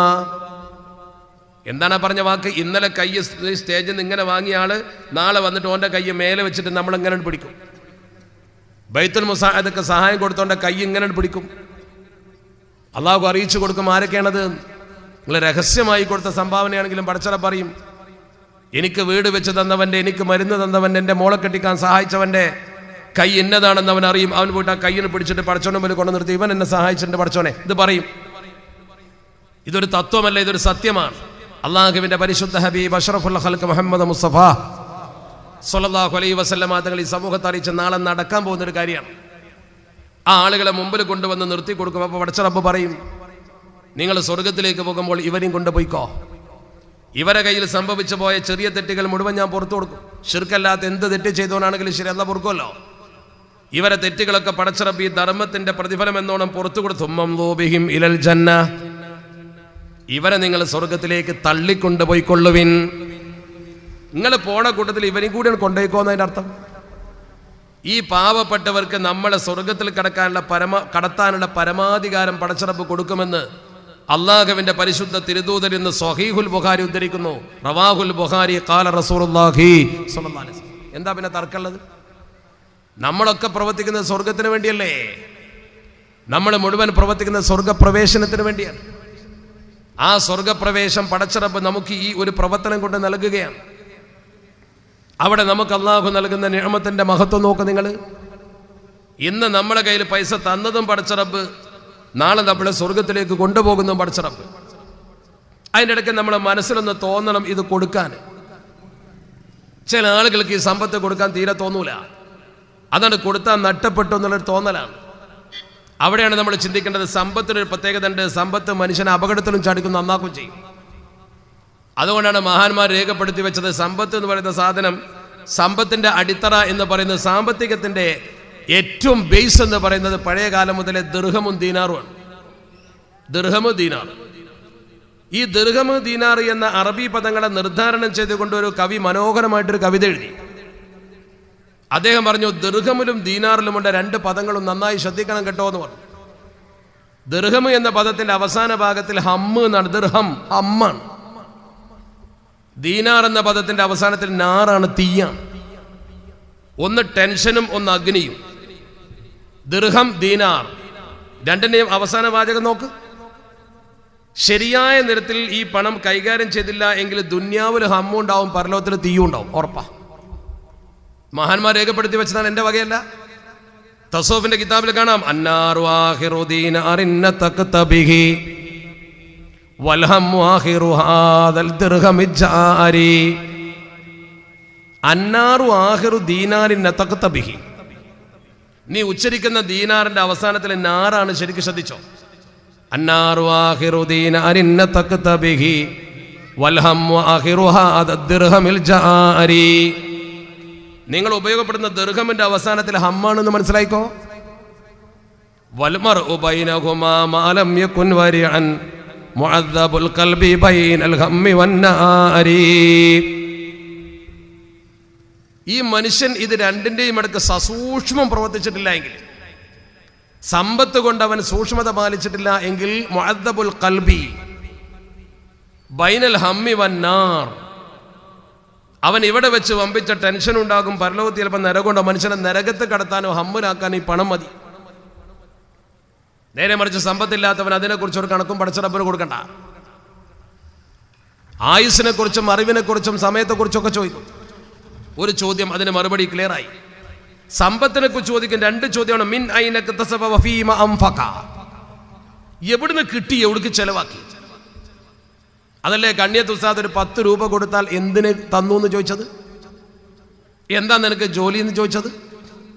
എത്രയും നിന്റെ വരുമാനം എന്ന് ചോദിച്ചത്? തരുന്ന പണം എനിക്ക് ഉപയോഗപ്പെടുത്താൻ ഹലാലിന്റെ മാർഗത്തിൽ ഉണ്ടാക്കിയതാണോ? എനിക്ക് തരുന്നത് എന്നെ അപകടത്തിൽ കൊടുക്കാനല്ലല്ലോ എന്നൊക്കെ ബോധ്യപ്പെടാനാണ് ഈ ചോദ്യം. സമ്പത്ത് വളരെ പ്രധാനമാണ്. സമ്പത്തിനെ കുറിച്ച് അല്ലാഹുവിന്റെ പരിശുദ്ധ ഖുർആൻ പോലും ജഅലല്ലാഹു ലക്കും ഖിയാമ, വലാ തൂതുസ്സുഫാ അംവാലക്കും അല്ലതി ജഅലല്ലാഹു ലക്കും ഖിയാമ. അത് ഖിവാമാണ്, ശരിക്കും നിലനിൽപ്പിന്റെ സാധനമാണ്, ബേസാണ്. പണം വേണം വേണ്ടാന്ന് നീ പറഞ്ഞിട്ടില്ല. നമുക്ക് ജീവിക്കാൻ പണം വേണം, പണമില്ലാതെ ബുദ്ധിമുട്ടുന്ന അവസ്ഥ ഉണ്ടാകാൻ പാടില്ല. അതുകൊണ്ട് ഇസ്ലാം തൊഴിലിനെ പ്രോത്സാഹിപ്പിച്ചു, ഇസ്ലാം സമ്പാദിക്കുന്നതിനെ പ്രോത്സാഹിപ്പിച്ചു ഒക്കെ ചെയ്തു. മാർഗം ഹലാലാകണമെന്നേ പറഞ്ഞുള്ളൂ, വെറുതെ ഇരിക്കാൻ പാടില്ല. ഇന്നല്ലാഹ യുഹിബ്ബുൽ മുഅ്മിനൽ മുഹ്തരിഫ എന്ന ഹദീസ്. പ്രവർത്തനക്ഷമതയുള്ള ഒരു മുഅ്മിനായ മനുഷ്യനാണ് പടച്ചറപ്പിന് ഇഷ്ടം, മുരടിച്ചിരിക്കുന്നവനല്ല. അൽ ബതാലത്തു തുഖ്സിൽ ഖൽബ്. നിങ്ങൾ വെറുതെ ഇരുന്നാൽ നിങ്ങളെ ഹൃദയം കടുത്തു പോകും. അതുകൊണ്ട് പാവപ്പെട്ടവൻ മനസ്സിലാക്കേണ്ട ഒരു കാര്യം, ആരെങ്കിലും സഹായിക്കാൻ ഉണ്ട് എന്ന് കരുതി തനിക്ക് അധ്വാനിക്കാൻ തടിയുണ്ടെങ്കിൽ അധ്വാനിക്കാതിരിക്കരുത്. ആരെങ്കിലും സഹായിക്കുമെന്ന് കരുതിക്കൊണ്ട് മാത്രം ഔദാര്യത്തിന് കാത്തു കെട്ടി കിടക്കരുത്. രണ്ടു കൂട്ടരും മനസ്സിലാക്കേണ്ട കാര്യമാണ്. ഒരാൾക്ക് കഴിവില്ലെങ്കിൽ, സമ്പത്തില്ലെങ്കിൽ ആരാന്റെ ഔദാര്യത്തിന് കാത്തു കെട്ടി കിടക്കാൻ പാടില്ല. നമ്മളെ കൊണ്ട് കഴിയുന്ന രീതിയിൽ സമ്പാദിക്കാനും പ്രവർത്തിക്കാനും നമുക്ക് നോക്കണം. നേരെ മറിച്ച് ഒരു പാവപ്പെട്ടവൻ നമ്മുടെ മുമ്പിലുണ്ടെങ്കിൽ അവൻ സമ്പാദിച്ചോട്ടെ എന്ന് സമ്പന്നം കരുതാനും പാടില്ല. ഈ രണ്ട് രീതിയിൽ മനുഷ്യന്മാർ ചിന്തിച്ച് പാവപ്പെട്ടവന്റെ വിഷമം തീർക്കാൻ. ഇപ്പം നമ്മുടെ കൂട്ടത്തിൽ ഒരു 4-5 പെൺമക്കളുടെ ഒരു മനുഷ്യൻ ഒരുപാട് ബുദ്ധിമുട്ടും. ഇസ്ലാം എല്ലാത്തിനും ഉത്തരവാദി, നമ്മൾ ഉണ്ടാക്കി വെച്ച മാമൂലുകൾ. എന്നാലും ഇന്നത്തെ നാട്ടിൽ ആ പെൺകുട്ടികളെ പറഞ്ഞയക്കാൻ വേണ്ട സഹായം നമ്മൾ ചെയ്യൽ നമ്മുടെ കടമയല്ലേ? വീടില്ലാതെ വിഷമിക്കുന്ന ഒരു മനുഷ്യന്റെ ബുദ്ധിമുട്ട് നമ്മൾ മനസ്സിലാക്കി ആ മനുഷ്യന് വേണ്ടത് ചെയ്തു കൊടുക്കൽ നമ്മുടെ കടമയല്ലേ? ഇതിനു വേണ്ടി നമ്മൾ പ്രവർത്തിക്കുമ്പോൾ ഇറങ്ങി നടക്കേണ്ടി വരും. ഇതിനു വേണ്ടി നമ്മൾ പ്രവർത്തിക്കുമ്പോൾ ഓടി നടക്കേണ്ടി വരും. അള്ളാഹുവിന്റെ പരിശുദ്ധ തിരുദൂതർ അഷ്റഫുൽ ഖൽഖ് മുഹമ്മദ് മുസ്തഫ സ്വല്ലല്ലാഹു അലൈഹി വസല്ലമ തങ്ങൾ പറഞ്ഞു, മൻ മശാലി ഹാജത്തി അഖീഹി വബദല ഫീഹാ. തൻ്റെ സഹോദരന്റെ ആവശ്യത്തിന് വേണ്ടി ഇറങ്ങി നടക്കുകയും ആ സഹോദരന്റെ ആവശ്യ നിർവഹണത്തിന് വേണ്ടി പ്രവർത്തിക്കുകയും ചെയ്താൽ, പരിശുദ്ധ തിരുദൂതരാ പഠിപ്പിക്കുന്നത് ചിന്തിക്കണം നിങ്ങൾ. നമ്മളൊരു സഹോദരന്റെ ആവശ്യത്തിന് വേണ്ടി ഇറങ്ങി നടക്കുകയും പ്രവർത്തിക്കുകയും ചെയ്താൽ ലകാന ഖൈറൻ ലഹു, അതവന് ഗുണകരമായി ഭവിക്കും. മിൻ അൻ യഅ്തഖിഫ ഫീ മസ്ജിദി ഹാദാ ശഹ്റൈൻ. എൻ്റെ മദീനത്തെ പള്ളിയിൽ 2 മാസം ഇഅ്തികാഫിരിക്കുന്നതിനേക്കാൾ പ്രതിഫലം കിട്ടും അവന്. പരിശുദ്ധ മസ്ജിദുൻ നബവിയിൽ 2 മാസം ഇഅ്തികാഫിരുന്നാൽ കിട്ടാത്ത പ്രതിഫലം ഒരു മനുഷ്യന് മറ്റൊരാളുടെ സഹായത്തിന് വേണ്ടി ഇറങ്ങി നടന്നാൽ കിട്ടുമെന്ന് പരിശുദ്ധ ദീൻ. ചിന്തിക്കണം നിങ്ങൾ. നമ്മുടെ നാട്ടിലൊരു വീടുണ്ടാക്കാൻ വേണ്ടി ഇറങ്ങി നടന്ന് പിരിക്കാൻ ഓടി നടക്കുന്നവർ ചിന്തിക്കണം. ആ നടത്തത്തിന് പടച്ചിറപ്പ് നൽകുന്ന പ്രതിഫലമാണത്. ഇങ്ങനെയുള്ള പൊതുപ്രവർത്തനം നടത്തുന്ന ആളുകൾ, സമൂഹത്തിന് ആവശ്യമുള്ള പ്രവർത്തനം ചെയ്യുന്ന ആളുകൾ ആരാണെങ്കിലും ശരി, അവരെക്കുറിച്ച് അള്ളാഹുവിൻ്റെ പരിശുദ്ധ തിരുദൂതർ ഇതുപോലത്തെ ഒരുപാട് ഹദീത്ത് പറഞ്ഞു. അതിൽപ്പെട്ട ഒരു ഹദീത്തിലുണ്ട്, ഇങ്ങനെ ഒരു മനുഷ്യന്റെ ആവശ്യത്തിന് വേണ്ടി ഇറങ്ങി നടന്നു. ഫൈൻ ഖുദിയത ഹാജതുഹു അലാ യദൈഹി. ഈ മനുഷ്യന്റെ പ്രവർത്തന ഫലമായി അവന്റെ ആവശ്യം നിർവഹിക്കപ്പെട്ടു. നിങ്ങൾ 10 പേര് പ്രവർത്തിച്ചപ്പോൾ അവന്റെ ആവശ്യം നിർവഹിക്കപ്പെട്ടു, വീട് നിർമ്മിച്ചു കൊടുത്തു. എന്നാൽ അതിന്റെ പ്രതിഫലം എന്താണ്? അതല്ലെങ്കിൽ അവൻ ഈ പ്രവർത്തന വീതിയിൽ മരിച്ചു വീണു. ആ പ്രവർത്തന വീതിയിൽ അവൻ മരിച്ചു വീണു. അവന്റെ പ്രവർത്തനത്തിൽ അവൻ മരിച്ചു. ആര്? ഈ പ്രവർത്തിക്കുന്ന പ്രവർത്തകൻ. നിങ്ങളെ കൂട്ടത്തിൽ പ്രവർത്തകൻ ബുക്കും പേനെടുത്ത് പിരിപ്പിച്ച് വീടുണ്ടാക്കാൻ വേണ്ടി ഓടി നടക്കുക പാവപ്പെട്ടവൻ. വൈൻ മാത്ത ബൈനദാലിക എന്ന ഹദീസ്. ഈ പ്രവർത്തനത്തിന്റെ മധ്യേ വെച്ച് അവൻ മരിച്ചുപോയി, അല്ലെങ്കിൽ അവനെ കൊണ്ട് ആ കാര്യം നടന്നുപോയി. എന്നാൽ റജഅ മിൻ ദുനൂബിഹി കയൗമ വലദതഹു ഉമ്മുഹു. ഉമ്മ പ്രസവിച്ചവനെ പോലെ ദോഷമുക്തനാണ് അവൻ. അഷ്റഫുൽ ഖൽഖ് മുഹമ്മദ് മുസ്തഫ ഇബ്നു മാജാ തങ്ങൾ ഉദ്ധരിച്ച ഹദീസാ, കെട്ടുകഥയൊന്നുമല്ല. ഈ കർമ്മമണ്ഡലത്തിൽ ഒരു പ്രവർത്തകൻ മരിച്ചു വീണാൽ നേരെ സ്വർഗത്തിലാണ് അവൻ. മറ്റൊരു ഹദീസിൽ പറഞ്ഞ ദഖലൽ ജന്നത ബിഗൈരി ഹിസാബ്. അങ്ങനെ തന്നെ ഹദീസിലുണ്ട്. ഈ കർമ്മമണ്ഡലത്തിൽ ഒരു പാവപ്പെട്ടവനെ സഹായിക്കാൻ വേണ്ടി നിങ്ങൾ ഓടി നടന്നിട്ട് ഈ പ്രവർത്തനം ഊർജിതമാക്കാൻ വേണ്ടി ഓടി നടക്കുമ്പോൾ നിങ്ങളെ കൈക്ക് ഇത് നടന്നാൽ നിങ്ങൾക്ക് ഉമ്മ പ്രസവിച്ചവനെ പോലത്തെ പ്രതിഫലം. അഥവാ നിങ്ങൾ ഈ പ്രവർത്തനത്തിൽ മരിച്ചു വീണാലോ ദഖലൽ ജന്നത ബിഗൈരി ഹിസാബ്. 2 ഹദീസ് ഞങ്ങൾ നിങ്ങൾ ആലോചിച്ച് നോക്കൂ, ഇതിന്റെ ഗൗരവത്രയാ. വെറുതെ അല്ല അള്ളാഹുവിന്റെ പരിശുദ്ധ തിരുദൂതർ തൻ്റെ അടുത്ത് വന്ന് പറയുന്ന മനുഷ്യന് വേണ്ടതൊക്കെ ചെയ്തു കൊടുത്തത്. ആര് വന്നാലും ഇല്ല എന്ന് പറയില്ല.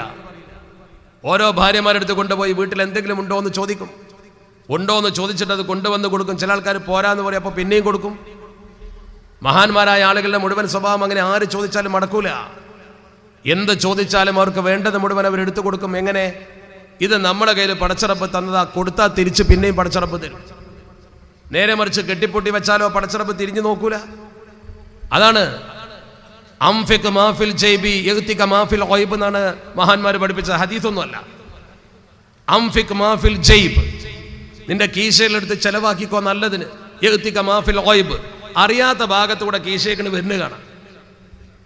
നീ ചിന്തിക്കാത്ത മാർഗത്തിലൂടെ നിനക്ക് അല്ലാഹു സഹായം നിന്റെ മുമ്പിലേക്ക് കൊണ്ടുവന്ന് ഇട്ടു തരുന്നത് കാണാം. ആ സ്വഭാവം നമുക്കുണ്ടെങ്കിൽ പടച്ചറബ് നമുക്ക് ബറക്കത്ത് ചെയ്യും. ലോകം നിലനിൽക്കുന്നത് ഈ ഒരു തത്വശാസ്ത്രത്തിലാണ്. ഒരാളും പരസ്പരം സഹായിക്കുന്നില്ലെങ്കിൽ, ആരും ഒരാളുടെ കണ്ണുനീര് കാണുന്നില്ലെങ്കിൽ എന്താ അതിൻ്റെ അർത്ഥം? നിങ്ങൾ വലിയ ആരാധനക്കാരായിട്ട് പോലും കാര്യമില്ല. അതല്ലേ അള്ളാഹുവിന്റെ പരിശുദ്ധ ഖുർആൻ പറഞ്ഞത്, നിസ്കരിക്കുന്നവർക്ക് നാശമുണ്ട്, ഫവൈലുൽ മുസല്ലീൻ. ആ നിസ്കരിക്കുന്നവർക്ക് നാശമുണ്ടെന്ന് പറഞ്ഞ പരിശുദ്ധ ഖുർആനിൽ എന്ത് നിസ്കാരമാണത്? അവർ നിസ്കാരത്തിൽ അശ്രദ്ധരാണ്, സാഹൂനാണെന്ന് പറഞ്ഞിട്ട് പിന്നെ നബി അള്ളാഹുവിന്റെ ഖുർആന്റെ ഭാഷ എന്താ? അല്ലദീന ഹും യുറാഊന വയംനഊനൽ മാഊൻ. അല്ലദീന ഹും യുറാഊന, ഒരു പ്രകടനപരതക്കാരാണ്, ആളുകൾ കാണാൻ വേണ്ടി മാത്രം നിസ്കരിക്കുന്നവരാണ്. വലിയ നിസ്കാരക്കാരനാണെന്നറിയാൻ പള്ളിയിലുണ്ടാകും, വലിയ സുന്നത്ത് നിസ്കരിക്കും, എല്ലാം ചെയ്യും. പക്ഷേ വയംനഊനൽ മാഊൻ, അവൻ മാഊൻ തടയും. മാഊൻ എന്ന് പറഞ്ഞാൽ എന്താണ്? പെണ്ണുങ്ങളാണ് കൂടുതൽ മനസ്സിലാക്കേണ്ടത്. നിങ്ങളുമായി ബന്ധപ്പെട്ടാണ് ഇത്തരം വിഷയങ്ങൾ കൂടുതൽ വരിക. മാഊൻ എന്ന പദത്തിന്റെ അർത്ഥം അത്യാവശ്യ വീട്ടു ഉപകരണങ്ങൾ. പച്ച മലയാളത്തിൽ ചില മുഫസ്സിരീങ്ങൾ പറഞ്ഞ പോലെ കത്തി, കൈക്കോട്ട്, കൊട്ട, കസേര പോലുള്ള സാധനങ്ങൾ, അടിസ്ഥാനപരമായൊരു വീട്ടിൽ ഉണ്ടായിരിക്കേണ്ട അത്യാവശ്യ ഉപകരണങ്ങൾ. ഈ ഉപകരണങ്ങൾ തടയുക എന്ന് പറഞ്ഞാൽ, യംനഊനൽ മാഊൻ എന്ന് പരിശുദ്ധ ഖുർആൻ പറഞ്ഞാൽ ആ ആളുകളെ കുറിച്ചാണ് പറഞ്ഞത്, ഫവൈലുൽ ലിൽ മുസല്ലീൻ. അങ്ങനെയുള്ള നിസ്കാരക്കാർക്ക് പടച്ചറബ് നരകത്തിലൊരു ഭാഗം റിസർവ് ചെയ്തിരിക്കുന്നു. എന്താണ് ഈ സംഗതി? നിങ്ങളെ വീട്ടിൻ്റെ തൊട്ടടുത്ത വീട്ടിൽ ഒരു സാധു താമസിക്കുന്നുണ്ട്. മഴ പെയ്തപ്പോൾ അവനൊന്ന് വിത്ത് കുഴിച്ചിടാൻ വേണ്ടി നിങ്ങളെ വീട്ടിലേക്ക് ഓടി വന്നു. പാവമാണ്, ഒരു കൈക്കോട്ട് വാങ്ങാൻ കഴിവില്ലാത്ത പാവം വന്നുകൊണ്ട് പറഞ്ഞു, നിങ്ങളെ വീട്ടിലെ കൈക്കോട്ടൊന്ന് തരുമോ? ആ മഴയത്ത് എനിക്കൊരു വിത്ത് കുഴിച്ചിടാൻ, അല്ലെങ്കിൽ ഒന്നും അവിടെ മതിൽ കെട്ടുവാനാണ്, അതല്ലെങ്കിൽ വരമ്പ് വെക്കുവാനാണ്, മുറ്റത്തേക്ക് വെള്ളം വന്നിട്ട് കൈക്കോട്ടൊന്ന് തരുമോ എന്ന് ചോദിച്ചുകൊണ്ട് നിങ്ങളെ വീട്ടിൽ വരുമ്പോൾ നിങ്ങൾ പറയുന്നു, ഇത് എൻ്റെ വീട്ടിലെ ആവശ്യത്തിന് ഞാൻ വാങ്ങിയതാണ്, നിനക്ക് വേണമെങ്കിൽ നീ വേറെ നോക്കിക്കോ. അല്ലെങ്കിൽ നിങ്ങളെ തൊട്ടടുത്ത വീട്ടിലൊരു പാവം പെൺകുട്ടിയുണ്ട്, ആ പെൺകുട്ടിയെ കല്യാണം ആലോചിക്കാൻ കാണാൻ ഒരു ടീം വന്നു. വന്നവർ 3-4 ആളുകളുള്ളത് കൊണ്ട് കസേര കൊടുത്ത് ഇരുത്താൻ വഴിയില്ലായകയാൽ ഓടി വന്നിട്ട് പറഞ്ഞു, നിങ്ങളെ വീട്ടിലെ 2 കസേര തരുമോ? അവിടെ 2 മാന്യന്മാർ വന്നിട്ടുണ്ട്, എൻ്റെ മകളെ കാണാൻ വന്നതാണ്, ഇപ്പം തിരിച്ചു കൊണ്ടുതരാം. ഉടനെ തന്നെ മറുപടി പറഞ്ഞു, ഇത് എൻ്റെ വീട്ടിലെ ആവശ്യത്തിന് ഞാൻ വാങ്ങിയതാണ്, തരില്ല. വെറുതെ കൊടുക്കേണ്ട, വായ്പയെ ചോദിച്ചത് പോറലേൽക്കാതെ തിരിച്ചുകൊണ്ടും തരൂല എന്ന് പറഞ്ഞു. അങ്ങനെ പറഞ്ഞ ആളാണ് യംനഊനൽ മാഊൻ, മാഊൻ തടയുന്നവൻ. ഈ മാഊൻ എന്ന ഈ ആവശ്യ സാധനമാണ്. ഇത് പറഞ്ഞ ഉമ്മയോ ഉപ്പയോ ആ വീട്ടിൽ 10,000 റക്അത്ത് നിസ്കരിച്ചിട്ടും കാര്യമില്ല, സ്വർഗത്തിന്റെ പടി കാണൂല. നിങ്ങൾ എന്ത് ചെയ്തിട്ടും കാര്യമില്ല. അല്ലാഹു റബ്ബുൽ ഇസ്സത്ത് നിങ്ങളെ തിരിഞ്ഞു നോക്കൂല. എന്താ കാരണം? അവന്റെ ഒരു അടിമക്ക് ബുദ്ധിമുട്ടുള്ളപ്പോൾ സഹായിക്കാൻ വന്നപ്പോൾ നിങ്ങൾ തിരിഞ്ഞു നോക്കിയിട്ടില്ല. യംനഊനൽ മാഊൻ എന്ന് പറയുന്ന മാഊൻ തടയുന്നവനെ പടച്ചറബ് ഇഷ്ടപ്പെടൂല. എന്താ കൊടുത്താൽ? അത് കൊടുത്തിട്ട് അവരെ സുഖിപ്പിക്കലും അവരെ സന്തോഷിപ്പിക്കലും കടമല്ലേ? അള്ളാന്റെ പരിശുദ്ധ തിരുത്തുതര പഠിപ്പിച്ചത് അഫ്ളലുൽ അഅ്മാലി ബഅദൽ ഫറായിദി ഇദ്ഖാലു സുറൂരി അലൽ മുസ്ലിം. എവിടെ കൊണ്ടുപോയിട്ടാണ് ഈ ഹദീസൊക്കെ വെച്ചത്? അഫ്ളലുൽ അഅ്മാലി ബഅദൽ ഫറായിദ്. നിങ്ങളുടെ നിർബന്ധ കർമ്മങ്ങളൊക്കെ നിർവഹിച്ചതിന്റെ ശേഷം നിങ്ങൾക്ക് ഏറ്റവും പ്രതിഫലം കിട്ടുന്ന പ്രവർത്തനം എന്താ? അഫ്ളലുൽ അഅ്മാൽ, അമലിൽ വെച്ച് ഏറ്റവും ശ്രേഷ്ഠമായ അമൽ അതേതാ? ഇദ്ഖാലു സുറൂരി അലൽ മുസ്ലിം. ഒരു മുസ്ലിമായ മനുഷ്യന്റെ മനസ്സിൽ സന്തോഷം ജനിപ്പിക്കലാണ് അഷ്റഫുൽ ഖൽഖ് മുഹമ്മദ് മുസ്തഫ സല്ലല്ലാഹു. നിങ്ങളൊരു മനുഷ്യന്റെ മനസ്സിൽ സന്തോഷം ഉണ്ടാക്കുന്ന പണി ചെയ്തു നോക്ക്. ആ മനുഷ്യന്റെ മനസ്സിൽ സന്തോഷം ജനിപ്പിക്കുന്ന ഒരു പ്രവർത്തനം നിങ്ങൾ ചെയ്തു നോക്ക്.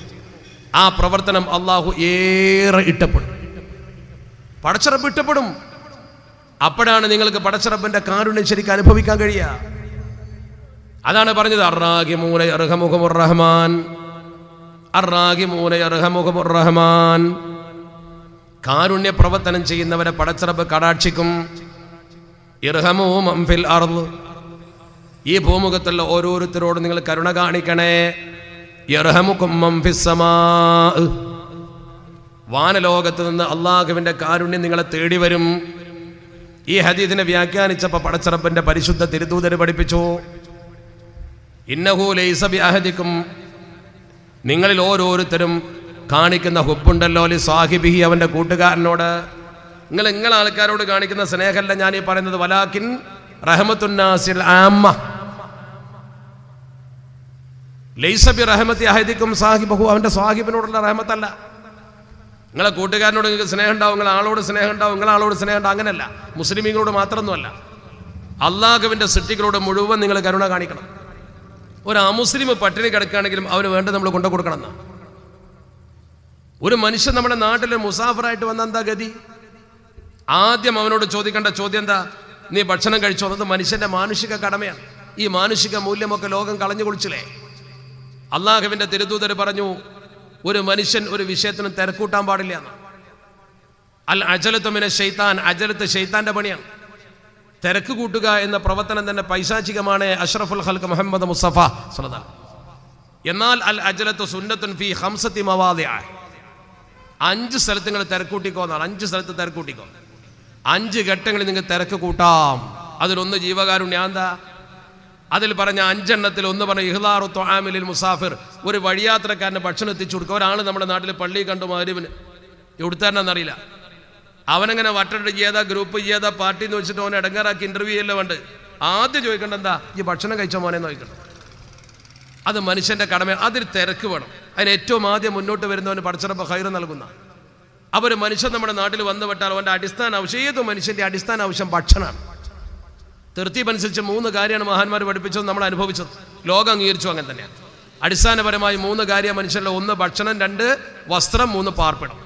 ഒന്നാമത്തത്, ഇനി വസ്ത്രം ധരിച്ചില്ലെങ്കിലും വീടില്ലെങ്കിലും ഭക്ഷണം കഴിക്കണല്ലോ. ഭക്ഷണം കഴിച്ചാൽ പിന്നെ വസ്ത്രം വേണം, ധരിക്കണം. പിന്നെ വേണ്ടത് അവന് താമസം. ഭക്ഷണം, വസ്ത്രം, താമസം, ഇതാണ് എൻ്റെ തൃപ്തി. അപ്പോൾ ഒരു മനുഷ്യൻ നമ്മുടെ നാട്ടിൽ വന്ന് ഇടങ്ങാറാവുകയാണെങ്കിൽ അവനോട് ചോദിക്കുക, ഭക്ഷണം കഴിച്ചോ എന്ന് ചോദിക്കണം, കടമയാണ്. അത് ഹിന്ദുവിനോടും മുസ്ലിമിനോടും ക്രിസ്ത്യാനോടും ഒക്കെ ചോദിക്കണം. 5 കാര്യങ്ങളിൽപ്പെട്ട ഒന്നാണ് തിരക്കൂട്ടൽ സുന്നത്താണ്. അതിനാദ്യം തിരക്കി പോയിട്ട് അവനെ ഭക്ഷിപ്പിക്കാൻ നോക്കണം എന്നുള്ള 5 കാര്യം പറഞ്ഞ കൂട്ടത്തിൽ പറഞ്ഞതുകൊണ്ട് ബാക്കി 4 പറയാം. 1 തദ്ഫീനുൽ മയ്യത്താണ്.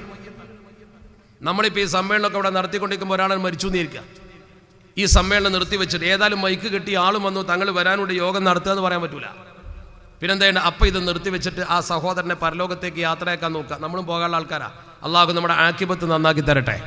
അടുത്ത പണി അതാ, അവനെ യാത്രയാക്കാൻ നോക്കുക. വേറെ പണിയൊക്കെ നിർത്തിയേക്കുക, എല്ലാം നിർത്തിയേക്കുക. അതുപോലെ തന്നെ മറ്റൊന്നാണ് തോബ ചെയ്യാന്നുള്ളത്. തെറ്റ് പറ്റിയാൽ ഉടനെ തോബ ചെയ്യണം, പിന്നെ വെക്കണ്ട, തിരക്കൂട്ടണം. തെറ്റ് പറ്റിയെന്ന് കണ്ടാൽ തോബ ചെയ്യാൻ തിരക്ക് വേണമെന്നാണ്. മോമിൻ്റെ സ്വഭാവം അങ്ങനെ, അവൻ്റെ മനസ്സിൽ ഒരു ചൊറിച്ചിലുണ്ടാവും. അത് തോബ ചെയ്ത് പടച്ചവനോട് കരഞ്ഞ് പറഞ്ഞിട്ടേ പിന്നെ അവൻ നിൽക്കുള്ളൂ. അത് നല്ല ലക്ഷണമാണ്. തോബക്ക് തിരക്ക് കൂട്ടണം എന്ന മഹാന്മാർ പറഞ്ഞത്. അത് ഹജ്ജിന് പോകുമ്പോൾ മാത്രം തോബ ചെയ്ത്, എല്ലാവരും ഹജ്ജിന് പോകുമ്പോൾ തോബയൊക്കെ പഠിച്ച് തോബ ചെയ്യും. അതെന്തിനാ ഹജ്ജ് സ്വീകരിക്കണം? നിസ്കാരം അങ്ങനെ തന്നെ കൂട്ടരെ. തെറ്റ് ചെയ്ത് തോബ ചെയ്യാൻ ഞാൻ നിസ്കാരം സ്വീകരിക്കില്ല, നോമ്പ് സ്വീകരിക്കില്ല. പിന്നെ ഹജ്ജിന് പോകുമ്പോഴായിട്ട് തോബ ചെയ്യാൻ കാരണം എന്താ? ഹജ്ജിന് പോകുമ്പോൾ 3.5 ലക്ഷം റുപ്യമാണ്, നിസ്കരിക്കാൻ പൈസ ഉണ്ടല്ലോ, അതുകൊണ്ടാണത്. നിസ്കാരത്തിന് പൈസ ഉണ്ടല്ലോ, അതുകൊണ്ട് നിസ്കരിച്ചു കൊടുത്താൽ മതി. സ്വീകരിച്ചെങ്കിൽ സ്വീകരിച്ചിട്ടില്ല, ഇല്ലെങ്കിൽ വേണ്ട. ഹജ്ജിന് 3.5 ലക്ഷം പോവുകയെ. അപ്പോൾ ഹജ്ജിന് പോകുമ്പോൾ എല്ലാവരും തോബയൊക്കെ പഠിച്ചിട്ട് തോബയൊക്കെ ചെയ്യും. വേറെ സമയത്ത് തോബയിട്ടില്ലേനും. അത് ഹജ്ജിനും നിസ്കാരത്തിനും ഒക്കെ തോബ കണക്കാ, ഒരുപോലെ തന്നെ, പ്രത്യേകത ഒന്നുമില്ല ഇതിന്. തോബ ചെയ്താൽ ഹജ്ജ് തോബ ചെയ്തതിന് നിസ്കാരം സ്വീകരിക്കുള്ളൂ. നിങ്ങൾ നിരന്തരമായി ഇങ്ങനെ ഹറാമ് ചെയ്തുകൊണ്ട് നിസ്കരിച്ചിട്ട് എന്താ കാര്യമുള്ളത്? അപ്പോൾ തോബ ചെയ്യുക എന്നത് ഞാൻ പറഞ്ഞപ്പോൾ സൂചിപ്പിച്ചു എന്നേ ഉള്ളൂ. അതേപോലെ തന്നെ പരമപ്രധാനമാണ് മറ്റൊന്ന്, അദാ ഉദ്ദൈൻ, കടം വീട്ടുക എന്നുള്ളത്. അതിന് തിരക്ക് വേണമെന്ന്. കടം വീട്ടുക, ഒരു മനുഷ്യന് കടമുണ്ടെങ്കിൽ ഉടനെ വീട്ടാൻ നോക്കണം. കാരണം എന്താ? കടമെന്ന് പറയുന്ന സംഗതി മയ്യത്തിൻ്റെ പുറത്ത് വെച്ച് കണക്ക് പറയുന്ന സംഗതിയാണ്. ഇന്ന് ചില ആളുകൾക്ക് കടത്തെക്കുറിച്ച് ഒരു പേടിയില്ല. പരിശുദ്ധ പ്രവാചകർ മദീനത്തെ പള്ളിയിൽ നിൽക്കുന്ന സമയത്ത് ഒരു മയ്യത്തങ്ങനെ കൊണ്ടുവന്നു. ആ മയ്യത്ത് കൊണ്ടുവന്നപ്പോൾ സ്വഹാബത്ത് നബിത്തങ്ങൾ അവിടെ ഉള്ളതുകൊണ്ട് നബിത്തങ്ങളോട് ചെന്ന് പറഞ്ഞു, മുന്നേ നബിയോട് പറഞ്ഞു, മുന്നേ നബിയെ സ്വല്ലല്ലാഹു അലൈഹി വസല്ലം അങ്ങ് നിസ്കരിക്കണേ എന്ന് പറഞ്ഞു. റസൂലുള്ളാഹി അപ്പം തന്നെ ചോദിച്ചു, ഹൽ അലൈഹി ദൈനുൻ, ഓന് കടമുണ്ടോ എന്ന് ചോദിച്ചു. അവന് കടമുണ്ടോ എന്ന് പരിശുദ്ധ തിരുദൂതർ ചോദിച്ചു. ഉടനെ തന്നെ അള്ളാഹുവിന്റെ പരിശുദ്ധ തിരുദൂതരോട് സ്വഹാബ പറഞ്ഞു, കടണ്ട് നബിയെ. ഹൽ അല്ലഹു തരികത്തുൻ, പുണ്യ സ്വഹാബത്തെ അവന് ഏതെങ്കിലും സൂക്ഷിപ്പ് സ്വത്തോ അതല്ലെങ്കിൽ അനന്തര സ്വത്തോ ഉണ്ടോ? പരിശുദ്ധ തിരുദൂതരോട് പറഞ്ഞു, ഇല്ലല്ലോ നബിയെ. അള്ളാഹുവിന്റെ തിരുദൂതർ ഉടനെ തന്നെ പറഞ്ഞു, സൊല്ലു അല അസ്വാഹിബിക്കും, നിങ്ങൾ നിസ്കരിച്ചോ, ഞാനില്ല. അതിൻ്റെ അർത്ഥം എന്താണ്? കടമുള്ളവന് നിസ്കരിച്ചിട്ട് ഫലമില്ല.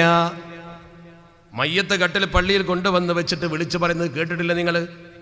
ഈ മനുഷ്യന്റെ കടം ഇന്നാലിന്നവൻ ഏറ്റെടുത്തിരിക്കുന്നു എന്ന പോലെ മദീനത്തെ പള്ളിയിൽ നബി തങ്ങളുടെ മുമ്പിൽ വെച്ച് അബൂ ഖത്താദ റളിയല്ലാഹു തആല മുന്നോട്ട് വന്നുകൊണ്ട് പറഞ്ഞു, യാ റസൂലല്ലാഹ് അലയ്യ ദൈനുഹു അലയ്യ ദൈനുഹു, നബിയെ അവൻ്റെ കടം ഞാൻ ഏറ്റെടുത്തിരിക്കുന്നു, അവൻ്റെ കടം ഞാൻ ഏറ്റിരിക്കുന്നു. അപ്പോഴാണ് നബി തങ്ങൾ നിസ്കരിച്ചത് എന്ന് ഹദീസിൻ്റെ കിതാബിലുണ്ട്.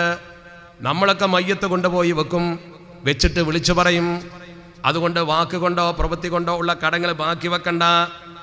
കടക്കാരനായി പടച്ചറബ്ബേ ഞങ്ങളെ മരിപ്പിക്കല്ല തമ്പുരാനെ. നല്ലോണം തോന്നുള്ളൂ. ഈ കടക്കാരനായി മരിക്കാനാ ഭയങ്കര പ്രശ്നമാണത്. മക്കൾ നിർവഹിച്ചെങ്കിലേ ഉള്ളൂ. ഈ നമ്മൾ കവറിൽ ആത്മാവ് ഹെബസിലിട്ട പോലെ ആവുന്ന, അവൻ്റെ ആത്മാവിനെ പടച്ചറബ്ബ് ഹെബസിലിട്ടത് പോലെ പടച്ചറബ്ബിലേക്ക് ഉയരൂല. അതൊരു ഹിന്ദുവിന് കൊടുക്കാണ്ടെങ്കിലും തന്നെ, ക്രിസ്ത്യാനിക്ക് കൊടുക്കാണ്ടെങ്കിലും തന്നെ കടം കട. അതൊരു അമുസ്ലിമിനല്ലേ എന്ന് കരുതി മാറാനൊന്നും പറ്റൂല. ബാധ്യതാബോധം മുസ്ലിമിനെ ഇസ്ലാം ശരിക്കും പഠിപ്പിച്ചിട്ടുണ്ട്. അതുപോലത്തെ അഞ്ചാമത്തെ ഒന്നാണ് തസ്വീജുൽ ബനാത്ത്. ഒരു പെൺകുട്ടി പ്രായം തികഞ്ഞ് നിൽക്കുന്നുണ്ടെങ്കിൽ അലംഭാവം കാണിക്കല്ലേ, ആ പെണ്ണിനെ കെട്ടിക്കാളൊരു ശുഷ്കാന്തി നിനക്ക് വേണമെന്ന് റസൂലുള്ളാഹി തങ്ങൾ പറഞ്ഞിട്ടുണ്ട്. ഞാനിത് പറഞ്ഞപ്പോൾ ഈ 5 കാര്യങ്ങൾ സൂചിപ്പിച്ച് കൂട്ടിച്ചേർത്ത് പറഞ്ഞു എന്നേ ഉള്ളൂ. ഇവിടെ നമ്മൾ മനസ്സിലാക്കണം, ഒരു സൽക്കർമ്മം എന്ന രീതിയിൽ ഇതിന് എത്ര പ്രാധാന്യമുണ്ട്. ഹസൻ ബസരി റഹ്മത്തുള്ളാഹി അലൈഹി തങ്ങൾ ലോകത്ത് അറിയപ്പെടുന്ന സൂഫി വര്യനാണ്. പ്രഗൽഭനായ ആ സൂഫി വര്യന്റെ ജീവിതത്തിൽ ഒരു സംഭവം താരീഖിന്റെ കിതാബിലുണ്ട്. അത് കിതാബുകളിൽ ആരംഭിക്കുന്ന തന്നെ ബഅസൽ ഹസനുൽ ബസരി ഖൗമൻ മിൻ അസ്ഹാബിഹി ഫീ ഖളാഇ ഹാജത്ത് റജുലിൻ എന്ന ആമുഖത്തോടു കൂടിയാണ്. ഹസൻ ബസരി റഹ്മത്തുള്ളാഹി അലൈഹി തങ്ങൾ തൻ്റെ പ്രിയപ്പെട്ട കൂട്ടുകാരാകുന്ന ശിഷ്യന്മാരാകുന്ന തൻ്റെ ശിഷ്യന്മാരിൽപ്പെട്ട ഒരു ടീമിനെ ബഅസ അയച്ചു. എങ്ങോട്ട്? ഫീ ഖളാഇ ഹാജത്ത് റജുലിൻ, ഒരു മനുഷ്യൻ്റെ അവശ്യ നിർവഹണത്തിന് വേണ്ടി. ഒരാൾക്കൊരാവശ്യം ഉണ്ടായപ്പോൾ നബി തങ്ങൾ ഹസൻ ബസരി തങ്ങൾ തൻ്റെ ശിഷ്യന്മാരെ വിളിച്ചിട്ട് പറഞ്ഞു, ഇയാൾക്കൊരു പ്രശ്നമുണ്ട്, നിങ്ങളൊന്ന് പോയിട്ട് ഇയാളെ സഹായിച്ചു കൊടുക്കണ്ടോ എന്ന് പറഞ്ഞു. നിങ്ങൾ പോയിട്ട് ഇയാളെ സഹായിച്ചു കൊടുക്കണം എന്ന് പറഞ്ഞു. അയാളെ സഹായിച്ചു കൊടുക്കണം എന്ന് പറഞ്ഞ് ചുമതലപ്പെടുത്തി ഏൽപ്പിച്ച് പറഞ്ഞയച്ചു. പറഞ്ഞപ്പോൾ ബഹുമാനപ്പെട്ട ഒരു കാര്യം കൂടി പറഞ്ഞു. നിങ്ങൾ പോകുമ്പോൾ ആ പള്ളിയിൽ സാബിത്തുൽ ബുനാനി റളിയല്ലാഹു തആല അൻഹു ഉണ്ടാവും. ഇദ്ദേഹത്തിൻ്റെ ശിഷ്യൻ തന്നെയാണ്, വലിയ ആളാണ്. നിങ്ങളെക്കാൾ മുതിർന്ന നിങ്ങളെ സീനിയർ ഇന്ന ആൾ അവിടെ ഉണ്ട്. ഫഖുദൂഹു മഅഹും, അദ്ദേഹത്തെയും കൂടി കൂട്ടിക്കോളി, എന്നെങ്കിലും നിങ്ങളെ കാര്യം നടക്കുള്ളൂ എന്ന് പറഞ്ഞു. കാരണം ഒരു പ്രധാനപ്പെട്ട സ്ഥലത്തേക്ക് പോകുമ്പോൾ നിങ്ങൾ ഇയാളെയും കൂടി കൂട്ടിക്കോളൂ എന്ന് പറഞ്ഞു. കാരണം അയാളും കൂടി കൂടെ ഉണ്ടായാലും മെച്ചുണ്ടാവുമല്ലോ. അപ്പോൾ ജാമ്യക്കൊരു ആവശ്യം ഷിഹാബ് വൈസിനെയും കൂട്ടിക്കോളി എന്ന് പറഞ്ഞാൽ എന്താ അതിൻ്റെ കാര്യം? അദ്ദേഹം കൂടെ ഉണ്ടാകുമ്പോൾ പിന്നെ മെച്ചുണ്ടാവും എന്ന പോലെ ഇദ്ദേഹത്തെയും നിങ്ങൾ കൂട്ടിക്കോളൂ എന്ന് പറഞ്ഞു. അങ്ങനെ കൂട്ടാൻ പറഞ്ഞപ്പോൾ ഇവർ അവിടെ ചെന്ന് പള്ളിയിൽ ചെന്നു. സാബിത്തുൽ ബുനാനി റളിയല്ലാഹു തആല അൻഹുവിനോട് പറഞ്ഞു, ഇങ്ങനെ ഉസ്താദ് പറഞ്ഞിട്ട് വന്നതാണ്, ഇയാൾക്കൊരാവശ്യം, നിങ്ങളും കൂടി പോന്നാൽ ഈ കാര്യം നടക്കും, ഒന്ന് ഇറങ്ങി നടന്ന് ഇയാളെ കാര്യത്തിനൊന്ന് സഹായിക്കാൻ പറഞ്ഞിട്ടുണ്ട് എന്ന് പറഞ്ഞു. എടുത്തപടി സാബിത്തുൽ ബുനാനി തങ്ങൾ പറഞ്ഞു, ഞാനിവിടെ മുഅ്തകിഫുൻ, ഞാൻ ഇപ്പോൾ ഈ പള്ളിയിൽ ഇബാദത്തിലാണ്, ഞാനിപ്പോൾ എന്തായാലും വരൂല, എനിക്കിപ്പോൾ വരാൻ പറ്റില്ല എന്ന് പറഞ്ഞേക്കുന്നു. അപ്പോൾ ഈ ചെറുപ്പക്കാരായ ശിഷ്യന്മാർ നിരാശരായി, അടുത്തൊന്നും അങ്ങോട്ട് പറയാൻ വയ്യ, അവരെ സീനിയർ അല്ലേ. ഫറജഉ ഇലാ ഹസൻ ബസരി തങ്ങളുടെ അടുത്തേക്ക് അവർ മടങ്ങി. കാരണം പോയില്ല, കാരണം പോയിട്ട് കാര്യമില്ല, ഉസ്താദ് ഇയാളെ കൂട്ടിപ്പോകാനാ പറഞ്ഞത്. ഇയാളെ കൂട്ടിപ്പോകാൻ പറഞ്ഞപ്പോൾ ഇയാൾ പോരാതിരിക്കുമ്പോൾ പിന്നെ പോകാൻ പറ്റില്ല. താരീഖിൽ ഇങ്ങനെ തന്നെ സംഭവമാണ്.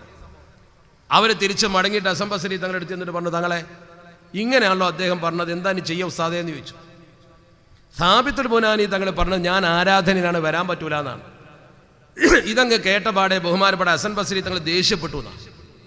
ദേഷ്യപ്പെട്ടവൻ നിങ്ങൾ അവിടെ പോയി ചോദിച്ചു നോക്കാം അവനോട്, അമാ തഅലമു, അവനറിയില്ലേ, അന്ന മശിയക ഫീ ഖളാഇ ഹാജത്തി റജുലിൻ ഖൈറുൽ ലക മിൻ ഹജ്ജത്തിൻ ബഅദ ഹജ്ജത്തിൻ. ഒരു പാവപ്പെട്ടവന്റെ ആവശ്യ നിർവഹണത്തിന് വേണ്ടി ഒന്ന് കൂടെ നടന്ന് സഹായിച്ചു കൊടുത്താൽ ആവർത്തിച്ച് ഹജ്ജ് ചെയ്യുന്നതിന്റെ പ്രതിഫലം അതുകൊണ്ട് കിട്ടുമെന്ന് ഞാൻ പഠിപ്പിച്ചു കൊടുത്തിട്ടില്ലേ, പോയി ചോദിച്ചു നോക്കാൻ പറഞ്ഞു. അള്ളാന്റെ റസൂൽ പറഞ്ഞതാണ്, ഒരു മനുഷ്യനെ സഹായിച്ചാൽ വലിയ പ്രതിഫലം കിട്ടും. ഷഫീഉനാ റസൂലുള്ളാഹി സ്വല്ലല്ലാഹു അലൈഹി വസല്ലം. സലാത്തൊക്കെ ഓർക്ക ചൊല്ലിക്കൂടി, അതേ ബാക്കി ഉണ്ടാവുള്ളൂ. അപ്പൊ ഇവര് കുട്ടികൾ ഉടനെ തന്നെ ഓടി, കാരണം വലിയൊരു ആയുധം കിട്ടിയില്ല കയ്യിൽ. ചെന്നിട്ട് സാബിത്തുൽ ബുനാനി തങ്ങളോട് പറഞ്ഞു, ഇങ്ങനെയൊക്കെയാണ് ഉസ്താദ് പറഞ്ഞതെന്ന് പറഞ്ഞു. അത് കേട്ടപാടെ അദ്ദേഹത്തിന്റെ മനസ്സ് തുറന്നു. അദ്ദേഹത്തിന്റെ എല്ലാ പ്രവർത്തനവും നിർത്തിവെച്ച് ഖറജ മഅഹും പുറപ്പെട്ടു. അപ്പോൾ അദ്ദേഹം പള്ളിയിൽ എന്ത് ആരാധനയാണോ എടുക്കാൻ ഉദ്ദേശിച്ചത് അതിനേക്കാൾ വലിയ പ്രതിഫലം ഇതുകൊണ്ട് കിട്ടുന്ന പറയുന്നത്.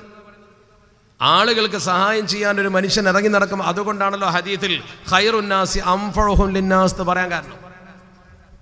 ഖൈറുന്നാസി, ജനങ്ങളിൽ വെച്ച് പടച്ചറപ്പിന് ഏറ്റവും ഇഷ്ടമുള്ളവൻ, അൻഫഉഹും ലിന്നാസ്, അള്ളാഹുവിന്റെ ഭൂമിയിൽ ജനങ്ങൾക്ക് ഏറ്റവും ഉപകാരം ചെയ്യുന്നവനാണ്. ജനങ്ങൾക്ക് ഉപകാരം ചെയ്യുന്ന ഒരു മനുഷ്യനെ പടച്ചറപ്പിന് ഇഷ്ടമാണ്. കാരണം അള്ളാഹുവിന്റെ ഡ്യൂട്ടിയാണ് ശരിക്കും നമ്മൾ നിർവഹിക്കുന്നത്. ഈ മുഅ്മിനീങ്ങളായ ഈ ഭൂമുഖത്തുള്ള മനുഷ്യജീവികളായ മുഴുവൻ ആളുകളെയും സഹായിക്കൽ അള്ളാഹുവിന്റെ കടമയാണ്. ആ കടമ നിർവഹിക്കലാണ് മനുഷ്യത്വം. ഇന്ന് നിങ്ങൾ നോക്ക്, അമേരിക്ക ലോകത്തിന്റെ മുഖത്ത് നോക്കി പറഞ്ഞ എന്താ, എൻ്റെ നാട്ടിലേക്ക് 5 മുസ്ലിം രാജ്യങ്ങളിലെ അഭയാർത്ഥികൾ വരാൻ പാടില്ല. യമൻ അടക്കമുള്ള, ഇറാഖ് അടക്കമുള്ള, ഇറാൻ അടക്കമുള്ള, എത്യോപ്യ അടക്കമുള്ള ഒരുപാട് രാജ്യങ്ങൾ പ്രയാസം സഹിച്ചുകൊണ്ട് കഴിയുമ്പോൾ 7 രാജ്യങ്ങളെ എണ്ണി പറഞ്ഞുകൊണ്ട് പറയുന്നത് എൻ്റെ നാട്ടിലേക്ക് വരാൻ പാടില്ല, അഭയാർത്ഥികളായി പോലും സ്വീകരിക്കൂല. ഇത്ര ധാർഷ്ട്യം. 45ാമത്തെ അമേരിക്കൻ പ്രസിഡന്റാണ് ഡൊണാൾഡ് ട്രംപ്. 44 മനുഷ്യന്മാരുടെ പ്രധാനമന്ത്രി പ്രസിഡന്റുമാരായി പോയി. ആ രാജ്യത്ത് പ്രസിഡന്റുമാരായി പലരും കടന്നു വന്നു പോയി. ഒരാളും ഇങ്ങനെ ഒരു വാക്ക് പറഞ്ഞിട്ടില്ല. പ്രവർത്തിച്ചിട്ടുണ്ടാകാം, മനസ്സിൽ വെച്ചുകൊണ്ട് മുസ്ലിങ്ങളെ അകറ്റിയിട്ടുണ്ടാകാം, ഒക്കെ ഞാൻ സമ്മതിക്കുന്നു. പക്ഷെ ഇത്ര ലജ്ജയില്ലാതെ തുറന്നു പറഞ്ഞ വർഗീയത വേറെ ആരും പ്രകടിപ്പിച്ചില്ല. അഭയാർത്ഥികളായ ഒരു മനുഷ്യൻ എപ്പോഴാണ് വരുന്നത്? എപ്പോഴൊരു മനുഷ്യൻ അഭയാർത്ഥിയാവുന്നത്? ഒരു മനുഷ്യൻ അഭയാർത്ഥിയാവുന്നത് സ്വന്തം പ്രദേശത്ത് രക്ഷ കിട്ടാതെ വരുമ്പോഴാണ്. ഒന്നുകിൽ ജീവന് ഭീഷണി വരുമ്പോൾ, അല്ലെങ്കിൽ അന്നം കിട്ടാൻ ബുദ്ധിമുട്ടായിട്ട് പട്ടിണി കിടന്നിട്ട്. സുരക്ഷിതത്വം നഷ്ടപ്പെടുമ്പോഴോ ജീവിത വിഭവം നഷ്ടപ്പെടുമ്പോഴോ മനുഷ്യൻ പലായനം ചെയ്യും. അല്ലെങ്കിൽ ഒരാളും നാട് വിട്ടു പോകില്ല. ഇതിനേക്കാൾ സൗകര്യം തരാമെന്ന് പറഞ്ഞാൽ പോലും ഒരാളും ജനിച്ച നാട് വിട്ടു പോകാൻ ആഗ്രഹിക്കാത്ത ആളാണ്. കാരണം ജന്മനാടിനോട് നമുക്ക് അങ്ങനെ ഒരു ബന്ധമുണ്ട്, ഒരു ഗൃഹാതുരത്വം എന്നൊക്കെ പറയും. ആ ബന്ധം നിലനിർത്തുന്ന ഏത് മനുഷ്യനും പുറത്തേക്ക് പോലെ ആര് വിളിച്ചാലും പോകില്ല. ഗൾഫിൽ പോയവർ പോലും സകല സൗകര്യം ഉണ്ടെങ്കിൽ ഇങ്ങോട്ട് തന്നെ വരാൻ ആഗ്രഹിക്കും. നമ്മുടെ നേറ്റീവ് പ്ലേസ്, നമ്മുടെ ജന്മനാട് നമുക്ക് അതിപ്രധാനമാണ്. ആ അവസ്ഥ വെച്ചുകൊണ്ട് ജനങ്ങൾ എപ്പോഴാണ് പ്രവാസികളാകുന്ന, അതല്ലെങ്കിൽ അഭയാർത്ഥികളാകുന്ന? പ്രവാസി അഭയാർത്ഥി രണ്ടാണ്. ഈ മനുഷ്യൻ ഈ രീതിയിൽ പാവപ്പെട്ടവർ ഓടി നടന്നിട്ട് രണ്ടട്ടം മുറ്റിക്കാൻ കഴിയാതെ വരുമ്പോൾ, പട്ടിണി കിടക്കുമ്പോഴോ ജീവന് ഭീഷണി ഉണ്ടാകുമ്പോഴോ, ഇപ്പോൾ ഈ പറയപ്പെട്ട 7 മുസ്ലിം രാജ്യത്തും അഭയാർത്ഥികൾ വരുന്ന ജീവന് ഭീഷണിയുള്ളപ്പോഴാണ്. ആ ജീവന് ഭീഷണിയുള്ള മനുഷ്യന്മാർക്ക് ഞാൻ അഭയം കൊടുക്കില്ല എന്നുള്ള ഇത്ര വലിയ തെമ്മാടിത്തം ദുന്യാവിലെന്താ? ഇതിനേക്കാൾ വലിയ അഹങ്കാരം ലോകത്ത് വേറെന്താ? ഇത്ര വലിയ അഹങ്കാരി ദുന്യാവിൽ ആരാളുള്ളത്? അയാളെ പറഞ്ഞ വാക്ക് അവിടുത്തെ കോടതി പോലും അംഗീകരിച്ചില്ല. ഫെഡറൽ കോടതി പോലും കൃത്യമായി ഇടപെട്ട് പറഞ്ഞ പറയാൻ പാടില്ല. പ്രഗത്ഭരായ ചിന്തകന്മാരും ബുദ്ധിജീവികളും ഒക്കെ പറഞ്ഞു ഒരിക്കലും അങ്ങനെ ചെയ്യാൻ പാടില്ല എന്ന് പരസ്യമായിട്ട് പറഞ്ഞു. എന്താണ് അങ്ങനെ പറയാൻ കാരണം? അങ്ങനെ പറയാൻ കാരണം മറ്റൊന്നുമല്ല, അവർക്കറിയാം ലോകനീതിക്കെതിരാണ് പറഞ്ഞ വാക്ക്. UN ഇടപെട്ടു, പക്ഷേ വേണ്ട വിധം അത്തരം വിഷയത്തിൽ UN ബന്ധപ്പെട്ടവർ ഇടപെടില്ല. അത് സ്വാഭാവികമാണ്. അമേരിക്ക എന്ത് പറയുന്നു അത് പഞ്ചപുച്ഛമടച്ച് ഓച്ചാനിച്ച് കാത്തു നിൽക്കുക, കേട്ടു നിൽക്കുക എന്നല്ലാതെ. സത്യത്തിൽ അമേരിക്ക പോലെ രാജ്യം മറ്റൊരു രാജ്യത്തേക്ക് വിസ കൊടുക്കുമ്പോൾ ഒരുപാട് നിയന്ത്രണങ്ങൾ വെക്കുന്നുണ്ട്. ഒരു രാജ്യത്തെ പൗരൻ ആ രാജ്യത്തേക്ക് പ്രവേശിക്കുമ്പോൾ ഒരുപാട് നടപടിക്രമങ്ങൾ കൊടുക്കുമ്പോൾ നമുക്ക് അമേരിക്കയിൽ പോകാൻ എന്തൊക്കെ നിയമമുണ്ടെന്ന് അറിയുന്നത്? നിങ്ങൾ അമേരിക്കയിലേക്ക് ഒന്ന് പോകാൻ ശ്രമിച്ചു നോക്ക്. നിങ്ങൾക്കൊരു വിസ കിട്ടണമെങ്കിൽ ഒരുപാട് പെടാപ്പാട് പെടണം. പ്രത്യേകിച്ചൊരു മുസ്ലിം നാമമുള്ള മനുഷ്യനാണെങ്കിൽ അവനെ അങ്ങോട്ട് കടത്താൻ അമേരിക്ക വല്ലാതെ ബുദ്ധിമുട്ടിക്കും. നമ്മുടെ APJ അബ്ദുൽ കലാം പോയിട്ട് പോലും അദ്ദേഹത്തിന് ദുരനുഭവം ഉണ്ടായത് പത്രത്തിലുണ്ടായിരുന്നല്ലോ.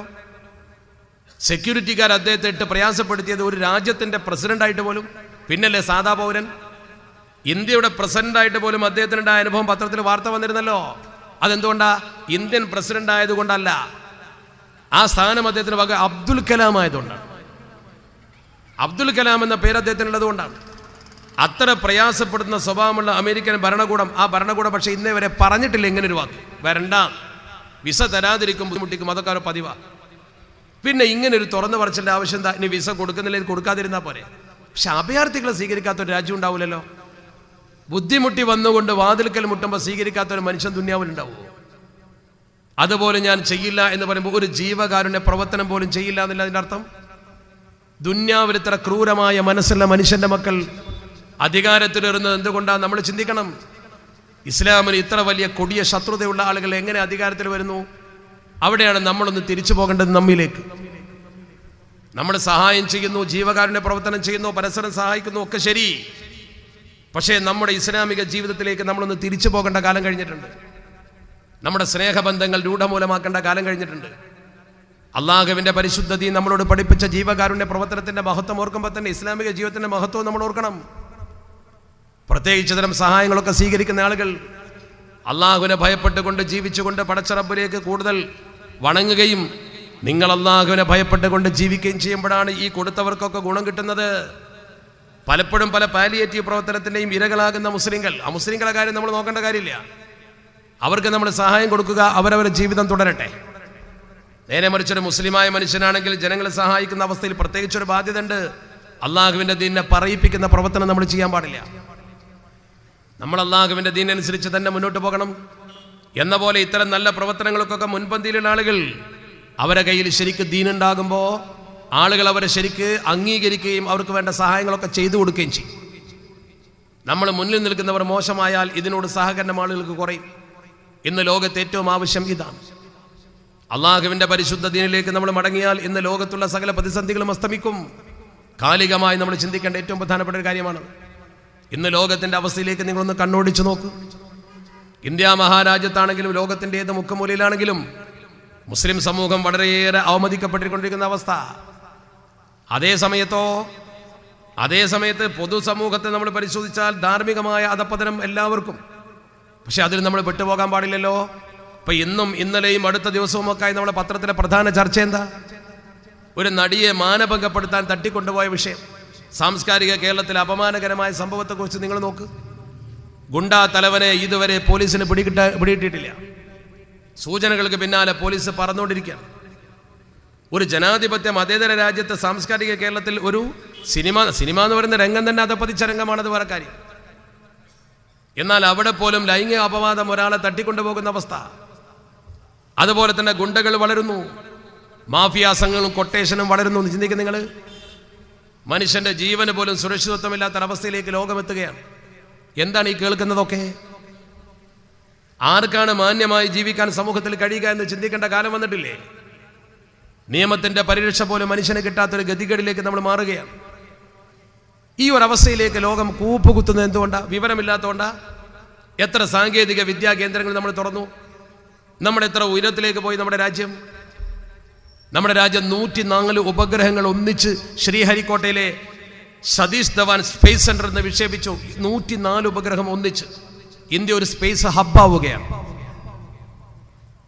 ആ 104 ഉപഗ്രഹത്തിൽ ഇന്ത്യയുടേത് 3 എണ്ണമേ ഉള്ളൂ, 88 അമേരിക്കയുടേതാണ്. ശരി, എന്നാൽ പോലും നേരത്തെ റഷ്യ ഇട്ട റെക്കോർഡ് തകർത്തില്ലേ നമ്മൾ? അതിനു മുമ്പ് അമേരിക്ക ഇട്ട റെക്കോർഡല്ലേ റഷ്യ തകർത്ത്? ഇപ്പൊ റഷ്യ ഇട്ട റെക്കോർഡ് നമ്മൾ തകർത്തു. 104 എണ്ണമാണ് ഒന്നിച്ചു വിട്ടത്. പക്ഷേ ഇത് ചർച്ചയാവുന്നുണ്ടോ? ഇല്ല. ആരെങ്കിലും അതേക്കുറിച്ച് ഒരു ചർച്ച എവിടെയെങ്കിലും നടത്തിയോ? നമ്മുടെ രാജ്യത്തിന്റെ ഈ ശാസ്ത്രീയ പുരോഗതിയെക്കുറിച്ച് വല്ല ചിന്തയുണ്ടോ? ഇല്ല. എന്താ കാരണം? ഇവിടെ കൊല്ലലും തട്ടിക്കൊണ്ടുപോകലും നിങ്ങൾ എന്ത് തിന്നണമെന്ന് തീരുമാനിക്കലും ഈ തരത്തിലുള്ള വാദവിവാദങ്ങളല്ലേ നമ്മുടെ രാജ്യത്ത് ഇപ്പം നടക്കുന്നത്? ഇതല്ലേ ഇപ്പം നമ്മുടെ രാജ്യത്ത് നടക്കുന്ന ചർച്ചകൾ മുഴുവൻ? ആ ഒരു തലത്തിലേക്ക് നമ്മുടെ രാജ്യം അധപ്പതിച്ചു പോകുന്നു എന്ന് മാത്രമല്ല, നമ്മുടെ സംസ്ഥാനം കേരളം പോലും അങ്ങനെയാവുകയാണ്. 2-3 ദിവസമായി കേരളത്തിലെ പത്രത്തിന്റെ തലക്കെട്ടുകളിലുള്ളത് ധാർമ്മികത തകർന്ന് കുത്തടിഞ്ഞ ജീവിതത്തിന്റെ മകുടോദാഹരണമാണ്.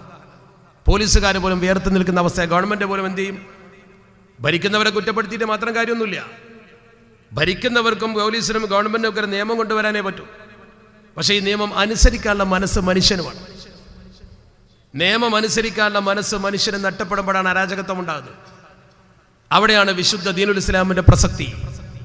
നമ്മുടെ ഒരു നിയമം കൃത്യമായി അനുസരിക്കേണ്ടവരാ, നമ്മുടെ ഒരു നിയമത്തിന്റെ ഫ്രെയിമിൽ ജീവിക്കേണ്ടവരാ. ഈ ഒരു ബോധം നമ്മുടെ തലമുറക്ക് ഉണ്ടാക്കി കൊടുക്കലാണ് നമ്മുടെ സംഘടനകളുടെ ഇന്നത്തെ ഏറ്റവും വലിയ ചുമതല.